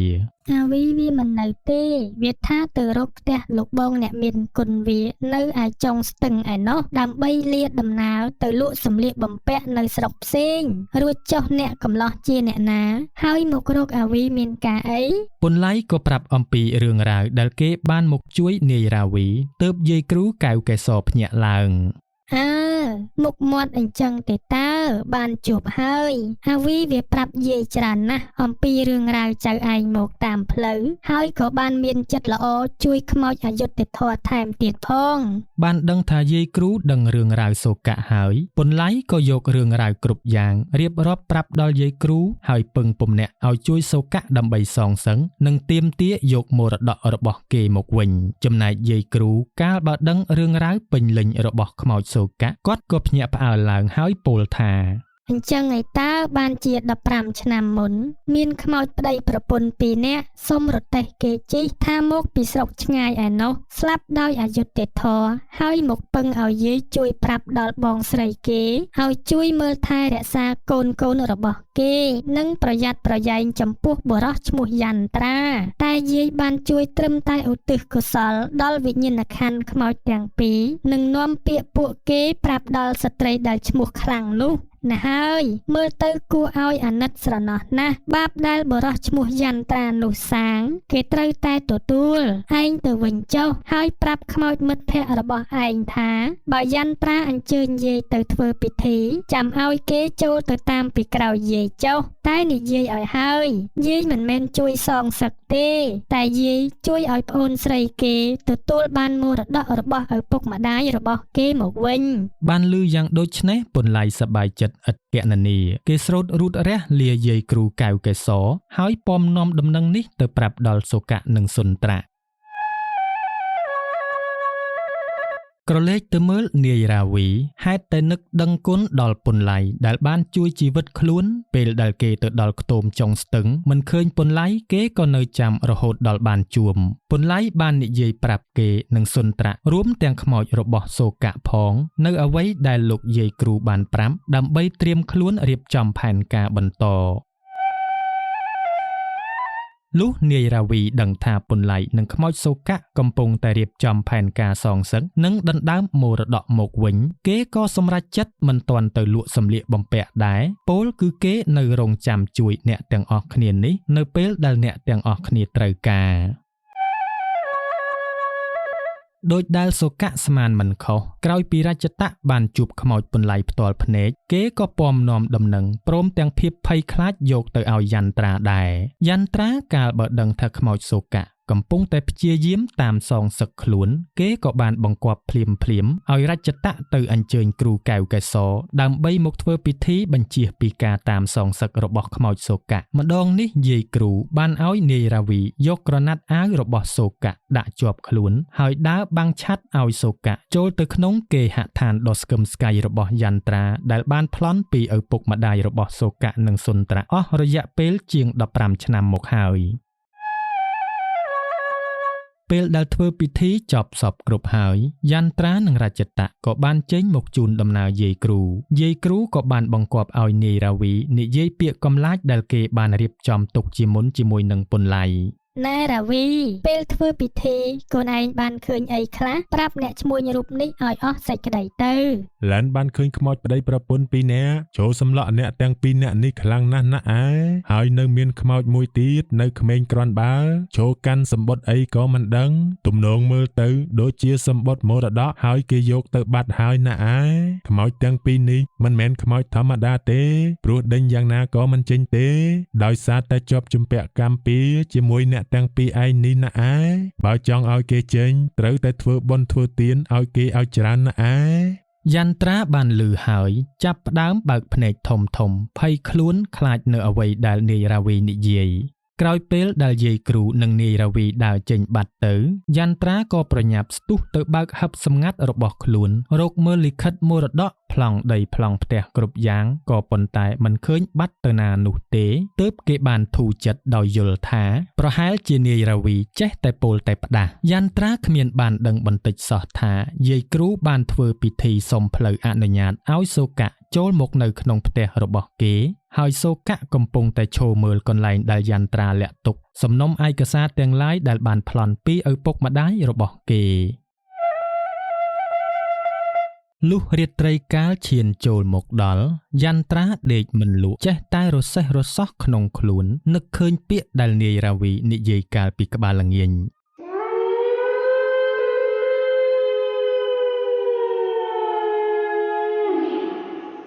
សំឡេងឆ្កែលូសត្វខ្លែងស្រាកយំទាំងយប់បានរំខានដល់សតិអារម្មណ៍របស់គេជាខ្លាំងលុះពេលអាត្រៀតបន្តិចទៅយន្ត្រាដេកចិត្តតែនឹងលក់ទៅហើយសំឡេងគោះទ្វារបន្ទប់របស់គេក៏បន្លឺឡើងហើយស្រែកហៅគេថាយន្ត្រាក្រោកឡើងក្រោកមកសងជីវិតអញមកយន្ត្រាក្រោកមក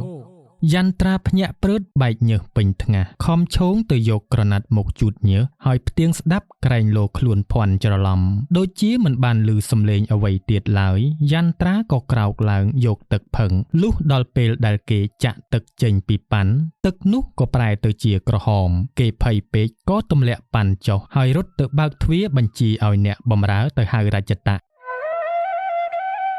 លុះរជ្ជតៈមកដល់ក៏អង្គុយនៅលើរនាបចំពោះមុខយន្ត្រាដែលអង្គុយនៅលើកៅអី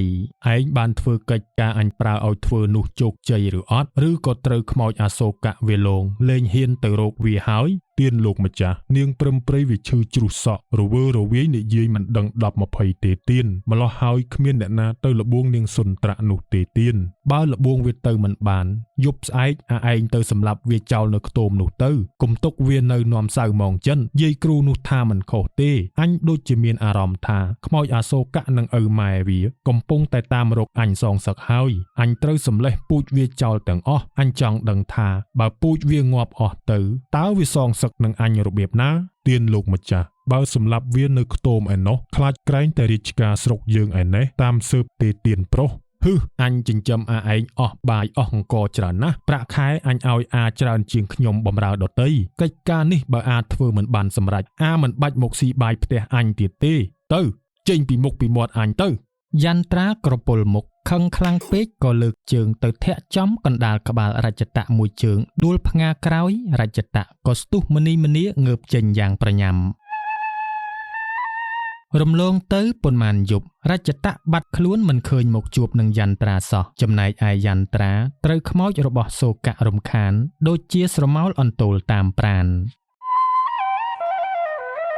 សូកៈធ្វើឲ្យយន្ត្រាដេកមិនលក់បក់មិនលហើយក្រឡេកភ្នែកឃើញតែស្រមោលខ្មោចសូកៈនិងឪពុកម្ដាយរបស់គេមកតាមទាបំណុលឈាមរហូតដល់ភ័យខ្លាចពេកហើយខ្ញុំបំរើឲ្យមកយាមមុខបន្ទប់ដែលខ្លួនដេកស្ទើររាល់យំកម្មពីរបស់យន្ត្រាមិនទាន់ដល់ថ្ងៃអវសានកំណត់នៅឡើយនោះទេសូកៈក៏មិនទាន់បានធ្វើអ្វីដល់យន្ត្រាធ្ងន់ធ្ងរដែរព្រោះសូកៈបានដឹងគម្រោងការក្បត់របស់រជ្ជតៈនិងបកពួកដើម្បីប្លន់យកទ្រព្យសម្បត្តិទាំងអស់ដោយការខឹងសម្បានឹងយន្ត្រាដែលបានជេរស្ដីមកលើខ្លួននិងបានលើកជើងមកធាក់ក្បាលខ្លួនដូចជាសត្វសំណក់សូកៈបានមកប្រាប់ឲ្យពន្លៃសុនត្រៈនិងនាយរាវីត្រៀមខ្លួនចូលទៅរំដោះមីងខ្លាំងដែលជាម្ដាយមីងរបស់ខ្លួនចេញពីចំនួននៃការកាប់ចាក់រវាងក្រុមជនពីលទាំងពីរលុះកាលវេលាយប់ស្ងាត់បានឈានចូលមកដល់ឆ្កែព្រុសវងវាងពេញភូមិពន្លៃសុនត្រៈនិងនាយរាវីលោបពួននៅក្រោយដើមឈើធំមួយដើមក្បែររបងផ្ទះរបស់យន្ត្រាដើម្បីសំងំចាំមើលពេលចៅឡើងប្លន់ផ្ទះរបស់យន្ត្រានិងអាលរកឱកាសទៅជួយយកមីងខ្លាំងចេញពីគេហដ្ឋានមិនយូរប៉ុន្មានសំឡេងកាប់ចាក់ក៏ផ្អើលឡើងស្នូតដាវនិងកំបិតប៉េះរួមជាមួយនឹងសំឡេងស្រែកឡូឡាលេចចេញពីក្នុងផ្ទះរបស់យន្ត្រាពន្លៃក៏បានប្រាប់នាយរាវីថារាវីឯងនៅជួយមើលសុនត្រៈកន្លែងនេះចុះណាទុកឲ្យខ្ញុំចូលទៅតែម្នាក់ឯងបានហើយបើចូលទៅទាំងអស់គ្នាក្រែងតែពិបាកវិញទេចាំខ្ញុំចូលទៅអ៊ីវធំស្រីចេញមកចុះទទួលបានណាឯងទុកចិត្តលើឡានចោឡាននឹងមើលថែសង្សារសំណប់ចិត្តរបស់លោកបងមានគុណស្មើជីវិតណាឯងពន្លៃលួចងាកមកមើលមុខសុនត្រៈដែលមានថ្ពាល់ឡើងក្រហមអោនមុខចុះព្រោះអៀននឹងសម្ដីរបស់នាយរាវីគេលួចញញឹមពេលឃើញមុខនាងអៀនព្រានយ៉ាងដូចនេះរួចក៏ឆ្លៀតពោលមុនចាកចេញណែអត់មានពាក្យជូនពរខ្ញុំអីទេតិចខ្ញុំទៅមិនត្រឡប់មកវិញថ្ងៃក្រោយចង់ជូនពរទាល់តែអុជធូបហើយណាសុនត្រៈភ្ញាក់ងើបមុខបើកភ្នែកធំមកមើលមុខពន្លៃសម្ដីនេះធ្វើឲ្យនាងហាក់ផិតភ័យបណ្ដាលជាទឹកភ្នែករលីងរលោងហើយនិយាយទៅកាន់ពន្លៃបងមិនអាចទុកឲ្យខ្ញុំកំព្រាទៀតទេបងត្រូវតែរស់ត្រឡប់មករកខ្ញុំវិញឮសម្ដីតែប៉ុណ្ណេះពន្លៃអស់ចិត្តទោះស្លាប់ក៏មិនស្ដាយជីវិតដែរគេស្ទុះវឹងផ្លោះរបងចូលតាមច្រកដែលគ្មានមនុស្សត្រសៀរហូតបានទៅដល់ក្នុងផ្ទះឃើញរជ្ជតៈនិងយន្ត្រាកំពុងតែកាន់ដាវកាំបិតប្រឈមមុខដាក់គ្នាអញខំចិញ្ចឹមឯងអស់មកជាច្រើនឆ្នាំថ្ងៃនេះបែរជាអាក្រពើវង្វេងបឹងឯងមកប្លន់ផ្ទះអញទៅវិញធ្វើចិញ្ចឹមអញថ្ងៃមុនឯងនិយាយស្អីខ្លះដាក់អញបាយឯងអង្គឯងហើយស្មានតែអញជាឆ្កែស៊ីឆ្អឹងហើយឲ្យឯងបោកតាមចិត្តឯងចង់ឲ្យអញទៅសម្លាប់នាងសុនត្រៈនៅឯខ្ទមវាដល់រាជការតាមចាប់អ្នកជាប់ទោសគឺជាអញអញប្លន់ផ្ទះឯងផ្ទះឯងមកពីណានេះជាផ្ទះដែលអញប្លន់បានពីអាកញ្ចរានិងនាងសាវត្ថីទេតើឯងឯណាទៅសម្លាប់វាគឺអញទេដែលជាអ្នកសម្លាប់វាផ្ទាល់ដៃឯងបានតែប្រើអញហើយចាំប្រមូលផលតាមក្រោយប៉ុណ្ណោះទ្រព្យរបស់ទាំងអស់នេះសមតែជារបស់អញបានវាត្រូវនិយាយចប់រជ្ជតៈក៏លោតទៅកាប់ចាក់ជាមួយនឹងយន្ត្រានៅពេលដែលជនពីលទាំងពីរកំពុងតែប្រយុទ្ធគ្នាពន្លៃក៏បានឱកាសត្រសៀចូលទៅបន្ទប់មួយតាមការចង្អុលបង្ហាញរបស់ខ្មោចសូកៈដែលតាមបិទបាំងគេកុំឲ្យអ្នកទាំងពីរឃើញលុះពេលដែលគេបើកទ្វារទៅក៏មិនឃើញមានមនុស្សនៅក្នុងបន្ទប់សោះទើបសូកៈប្រាប់ឲ្យពន្លៃពួននៅក្នុងបន្ទប់សិនចំណែកឯគេនឹងហោះទៅរកមើលលុះឃើញមីងខ្លាំងនៅកន្លែងណាសឹមគេមកហៅឲ្យពន្លៃទៅយកមីងខ្លាំងចេញពីគេហដ្ឋាននេះយន្ត្រាដោយកម្លាំងចាស់ផងក៏ត្រូវរជ្ជតៈកាប់មួយដាវត្រូវរបួសដួលទៅលើរនាមប្រឹងងើបទៅបើកទ្វារបន្ទប់ដាក់លិខិតមរតកសម្ងាត់ហើយបិទទ្វារបន្ទប់យ៉ាងជាប់ដោយសង្ឃឹមថានឹងមានអ្នកណាមកជួយខ្លួនទាន់ពេលវេលាចំណែកឯរជ្ជតៈខំទាត់ធាក់ទ្វារដើម្បីទម្លាយទ្វារចូលទៅសម្លាប់យន្ត្រាក្រោយពីបានចូលទៅក្នុងបន្ទប់ហើយនឹកស្មានថាអាចរួចខ្លួនមួយគ្រាខ្លីតែមិនដូចអ្វីដែលគេគិតនោះទេដោយសារតែពេលដែលគេបែរខ្នងទៅស្រាប់តែត្រូវមួយកំបិតរបស់មីងខ្លាំងដែលមិនដឹងមកសំងំនៅក្នុងបន្ទប់នេះតាំងពីពេលណាជាមួយនឹងអ្នកបម្រើស្រីដែលយន្ត្រាតែងតែយល់ថានៅខាងខ្លួនហើយជាអ្នកដែលតែងតែយកថ្នាំខ្វិនឲ្យមីងខ្លាំងផឹកនោះយន្ត្រាត្រូវមួយកំបិតធ្លាយពោះលុតជង្គង់ទៅលើរនាបក្អួតឈាមជាប់មិនដាច់មីងខ្លាំងក៏ពោលមកកាន់គេយ៉ាងម៉េចយន្ត្រា ហើយនឹកស្មានមិនដល់ថាមនុស្សខ្វិនដូចអញអាចក្រោកឈរមកសម្លាប់ឯងបានទេឬហើយស្មានថាអញមិនដឹងថាឯងសម្លាប់ប្អូនប្រុសអញនិងប្រពន្ធវាអញរងចាំថ្ងៃនេះយូរណាស់មកហើយយូររហូតដល់អញស្ទើរតែអស់សង្ឃឹមនិងសងសឹកទៅហើយមួយកំបិតនេះគឺអញសងសឹកជំនួសប្អូនប្រុសអញ រួចគាត់ក៏ចាក់មួយកំបិតទៀតនៅក្រោយខ្នងដើម្បីកុំឲ្យយន្ត្រាស្លាប់លឿនពេកហើយពោលបន្ថែម ចំណែកមួយនេះសម្រាប់ប្រពន្ធរបស់វា រួចហើយគាត់ក៏ចាក់ថែមមួយកំបិតទៀត ហើយមួយនេះអញសងសឹកឲ្យក្មួយប្រុសអញដែលឯងបានសម្លាប់វាដោយគ្មានអាសូរយ៉ាងម៉េចចុកណាស់ហ៎និយាយមិនចេញទេហ៎កុំទាន់អាលងាប់ការឈឺចាប់របស់អញនៅខ្លាំងជាងឯងពេលនេះច្រើនណាស់ហើយនេះជាកំបិតចុងក្រោយគឺអញសងសឹកជំនួសការឈឺចាប់របស់អញដែលទ្រាំក្រំគ្រាចិត្តមកអស់ជាង15ឆ្នាំមកនេះ មួយកំបិតចុងក្រោយមីងខ្លាំងគ្មានឲ្យយន្ត្រាបានដកដង្ហើមតទៅទៀតទេដោយគាត់ចាក់ចូលបំពង់កយន្ត្រាក៏ដេកដួលទៅលើរនាបផ្ទះក្នុងថ្លុកឈាមដែលហូរចេញពីខ្លួនប្រាណក្រហមឆ្អិនឆ្អៅ ខ្មោចសូកៈដែលបានចូលមកដល់ក្នុងបន្ទប់នេះបានឃើញម្ដាយមីងរបស់ខ្លួនសម្លាប់យន្ត្រាសងសឹកឲ្យខ្លួននិងឪពុកម្ដាយរួចហើយក៏ហោះវឹងចេញទៅក្រៅបន្ទប់បង្ហាញរូបនៅពីក្រោយរជ្ជតៈដោយសម្ដែងទឹកមុខពោពេញទៅដោយឈាមនិងស្នាមសត្វហែកខំរលេះរលួយជាមួយនឹងសម្លៀកបំពាក់ដាច់រហែងពេលដែលរជ្ជតៈបែរមកសូកៈក៏លូកដៃទៅច្របាច់កលើករជ្ជតៈផុតពីរនាបហើយស្រដីទាំងកំហឹង ថ្ងៃនេះអញនឹងឲ្យឯងយកកម្មពៀទាំងអស់ដែលឯងបានធ្វើមកលើគ្រួសាររបស់អញខ្ចប់ទៅឋាននរកជាមួយនឹងឯងហើយអរជ្ជតៈដែលត្រូវបានសូកៈច្របាច់កលើកផុតពីរនាបផ្ទះនោះក៏បានត្រឹមតែធ្វើជើងខ្វាយលៀនអណ្ដាតមកថ្លែថប់ដង្ហើមប្រឹងត្រដរចំណែកឯក្របភ្នែកក៏ប្រឹងចង់លៀនចេញមកក្រៅដរាបបានដាច់ខ្យល់ស្លាប់ក្នុងគ្រានោះទៅមីងខ្លាំងបើកទ្វារមកក៏បានឃើញរជ្ជតៈដេកស្លាប់នៅមុខបន្ទប់បាត់ទៅហើយរួចគាត់ក៏ប្រញាប់រត់ទៅច្រកចូលផ្ទះហើយស្រែកពីលើទៅក្រោម ពួកអស់ឯងឈប់កាប់សម្លាប់គ្នាភ្លាមរជ្ជតៈនិងយន្ត្រាងាប់តាយហោងអស់ទៅហើយចាប់តាំងពីពេលនេះតទៅគឺយើងជាអ្នកគ្រប់គ្រងទ្រព្យសម្បត្តិនិងមរតកទាំងអស់របស់ប្អូនប្រុសយើង ក្រុមខ្ញុំបំរើដែលកំពុងតែកាប់សម្លាប់គ្នានោះក៏ឈប់ហើយងាកមកមើលចៅវាយស្រីដោយក្តីភ្ញាក់ផ្អើលព្រោះឃើញចៅវាយស្រីដែលខ្វិនជាយូរឆ្នាំមកហើយនោះអាចងើបឈរស្រែកមករកពួកគេពីលើផ្ទះបានអ្នកទាំងអស់គ្នាក៏ទម្លាក់អាវុធចុះទើបមីងខ្លាំងពោលបន្ត ចាប់តាំងពីថ្ងៃនេះតទៅយើងនឹងហៅក្មួយស្រីដែលនៅសល់តែម្នាក់របស់យើងឲ្យមកស្នងមរតករបស់ឪពុកម្ដាយរបស់នាងកាន់មរតកទាំងអស់របស់យើងហើយមករស់នៅធ្វើជាម្ចាស់ស្រីក្នុងផ្ទះនេះចំពោះរឿងកាប់សម្លាប់គ្នារវាងរជ្ជតៈនិងយន្ត្រាយើងនឹងប្រាប់ដល់រាជការឲ្យដោះស្រាយរឿងនេះ ហើយនេះហើយជាការដោះស្រាយចុងក្រោយនៃបញ្ហាគ្រួសាររបស់សូកៈនិងសុនត្រាក្រោយមេឃភ្លៀងអស់រយៈពេលជាង15ឆ្នាំក្បូនជីវិតរសាត់ឥតគោលដៅលំបាកវេទនាព្រាត់ប្រាសឪពុកម្ដាយបងប្អូនដោយសារតែសេចក្តីលោភលន់របស់យន្ត្រាដែលជាឪពុកមាសាច់ថ្លៃរបស់ខ្លួនទីបំផុតសុនត្រាក៏ទទួលបាននៅមរតកទាំងអស់របស់ឪពុកម្ដាយនាងត្រឡប់មកវិញហើយបានមករស់នៅក្នុងគេហដ្ឋានរបស់ខ្លួនក្រោយឃ្លាតចាកអស់រយៈពេលជាង15ឆ្នាំកន្លងមកនាគ្រាយប់យន្តទុនត្រជាក់ខ្យល់ធ្លាក់មករំភើយក្រោយពីជួយសុនត្រាទទួលបានគ្រប់យ៉ាងមកវិញពន្លៃក៏បានត្រឡប់មកខ្ទមរបស់សុនត្រាអង្គុយនៅលើគ្រែមើលព្រះច័ន្ទដែលរះលើមេឃនឹកស្រមៃអនុស្សាវរីយ៍មួយរយៈកន្លងមកនេះដែលខ្លួនបាននៅចិត្តមើលថែសុនត្រា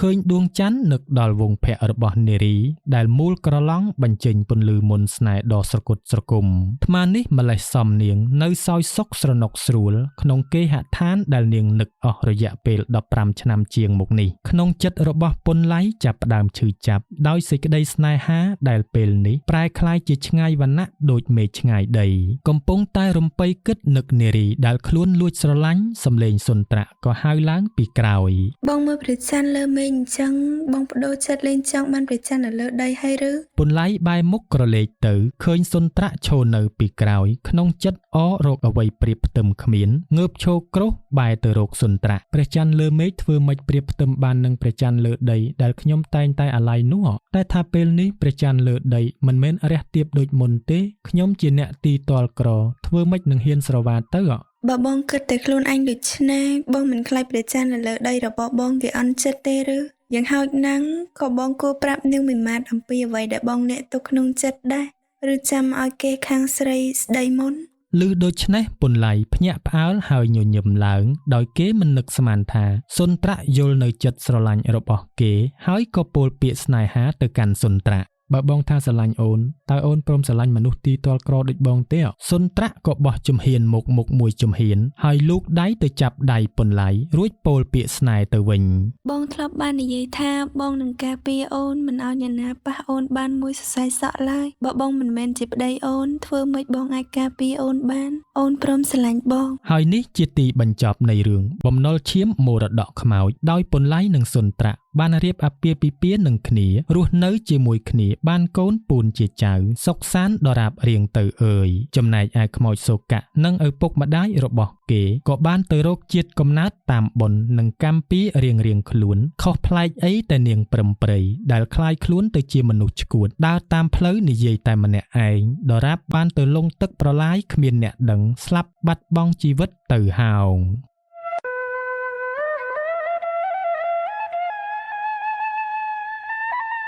លោកអ្នកទស្សនាជាទីរាប់អានរឿងប្រឌិតបែបជំនឿចំណងជើងបំណុលឈាមមរតកខ្មោចសូមបញ្ចប់ដោយបរិបូរណ៍ត្រឹមតែប៉ុណ្ណេះរឿងនិទានបែបជំនឿសរសេរឡើងតាមផ្នត់គំនិតនិងការជឿរបស់មនុស្សដែលមានជំនឿមិនកំណត់ថាពិតឬមិនពិតនោះទេនិទានរឿងខ្មែរជា Channel ដែលផលិតរឿងនិទានជាភាសាខ្មែរជាពិសេសគឺរឿងខ្មោចនិងរឿងអប់រំសូមជូនពរលោកអ្នកឲ្យជួបប្រទះតែសេចក្តីសុខសេចក្តីចម្រើនគ្រប់ក្រុមគ្រួសារមានដំណើរកម្សាន្តទៅទីជិតទីឆ្ងាយសូមឲ្យជួបតែសុខនិងសុវត្ថិភាព ខ្ញុំបាទសូមអរគុណនិងសូមជម្រាបលា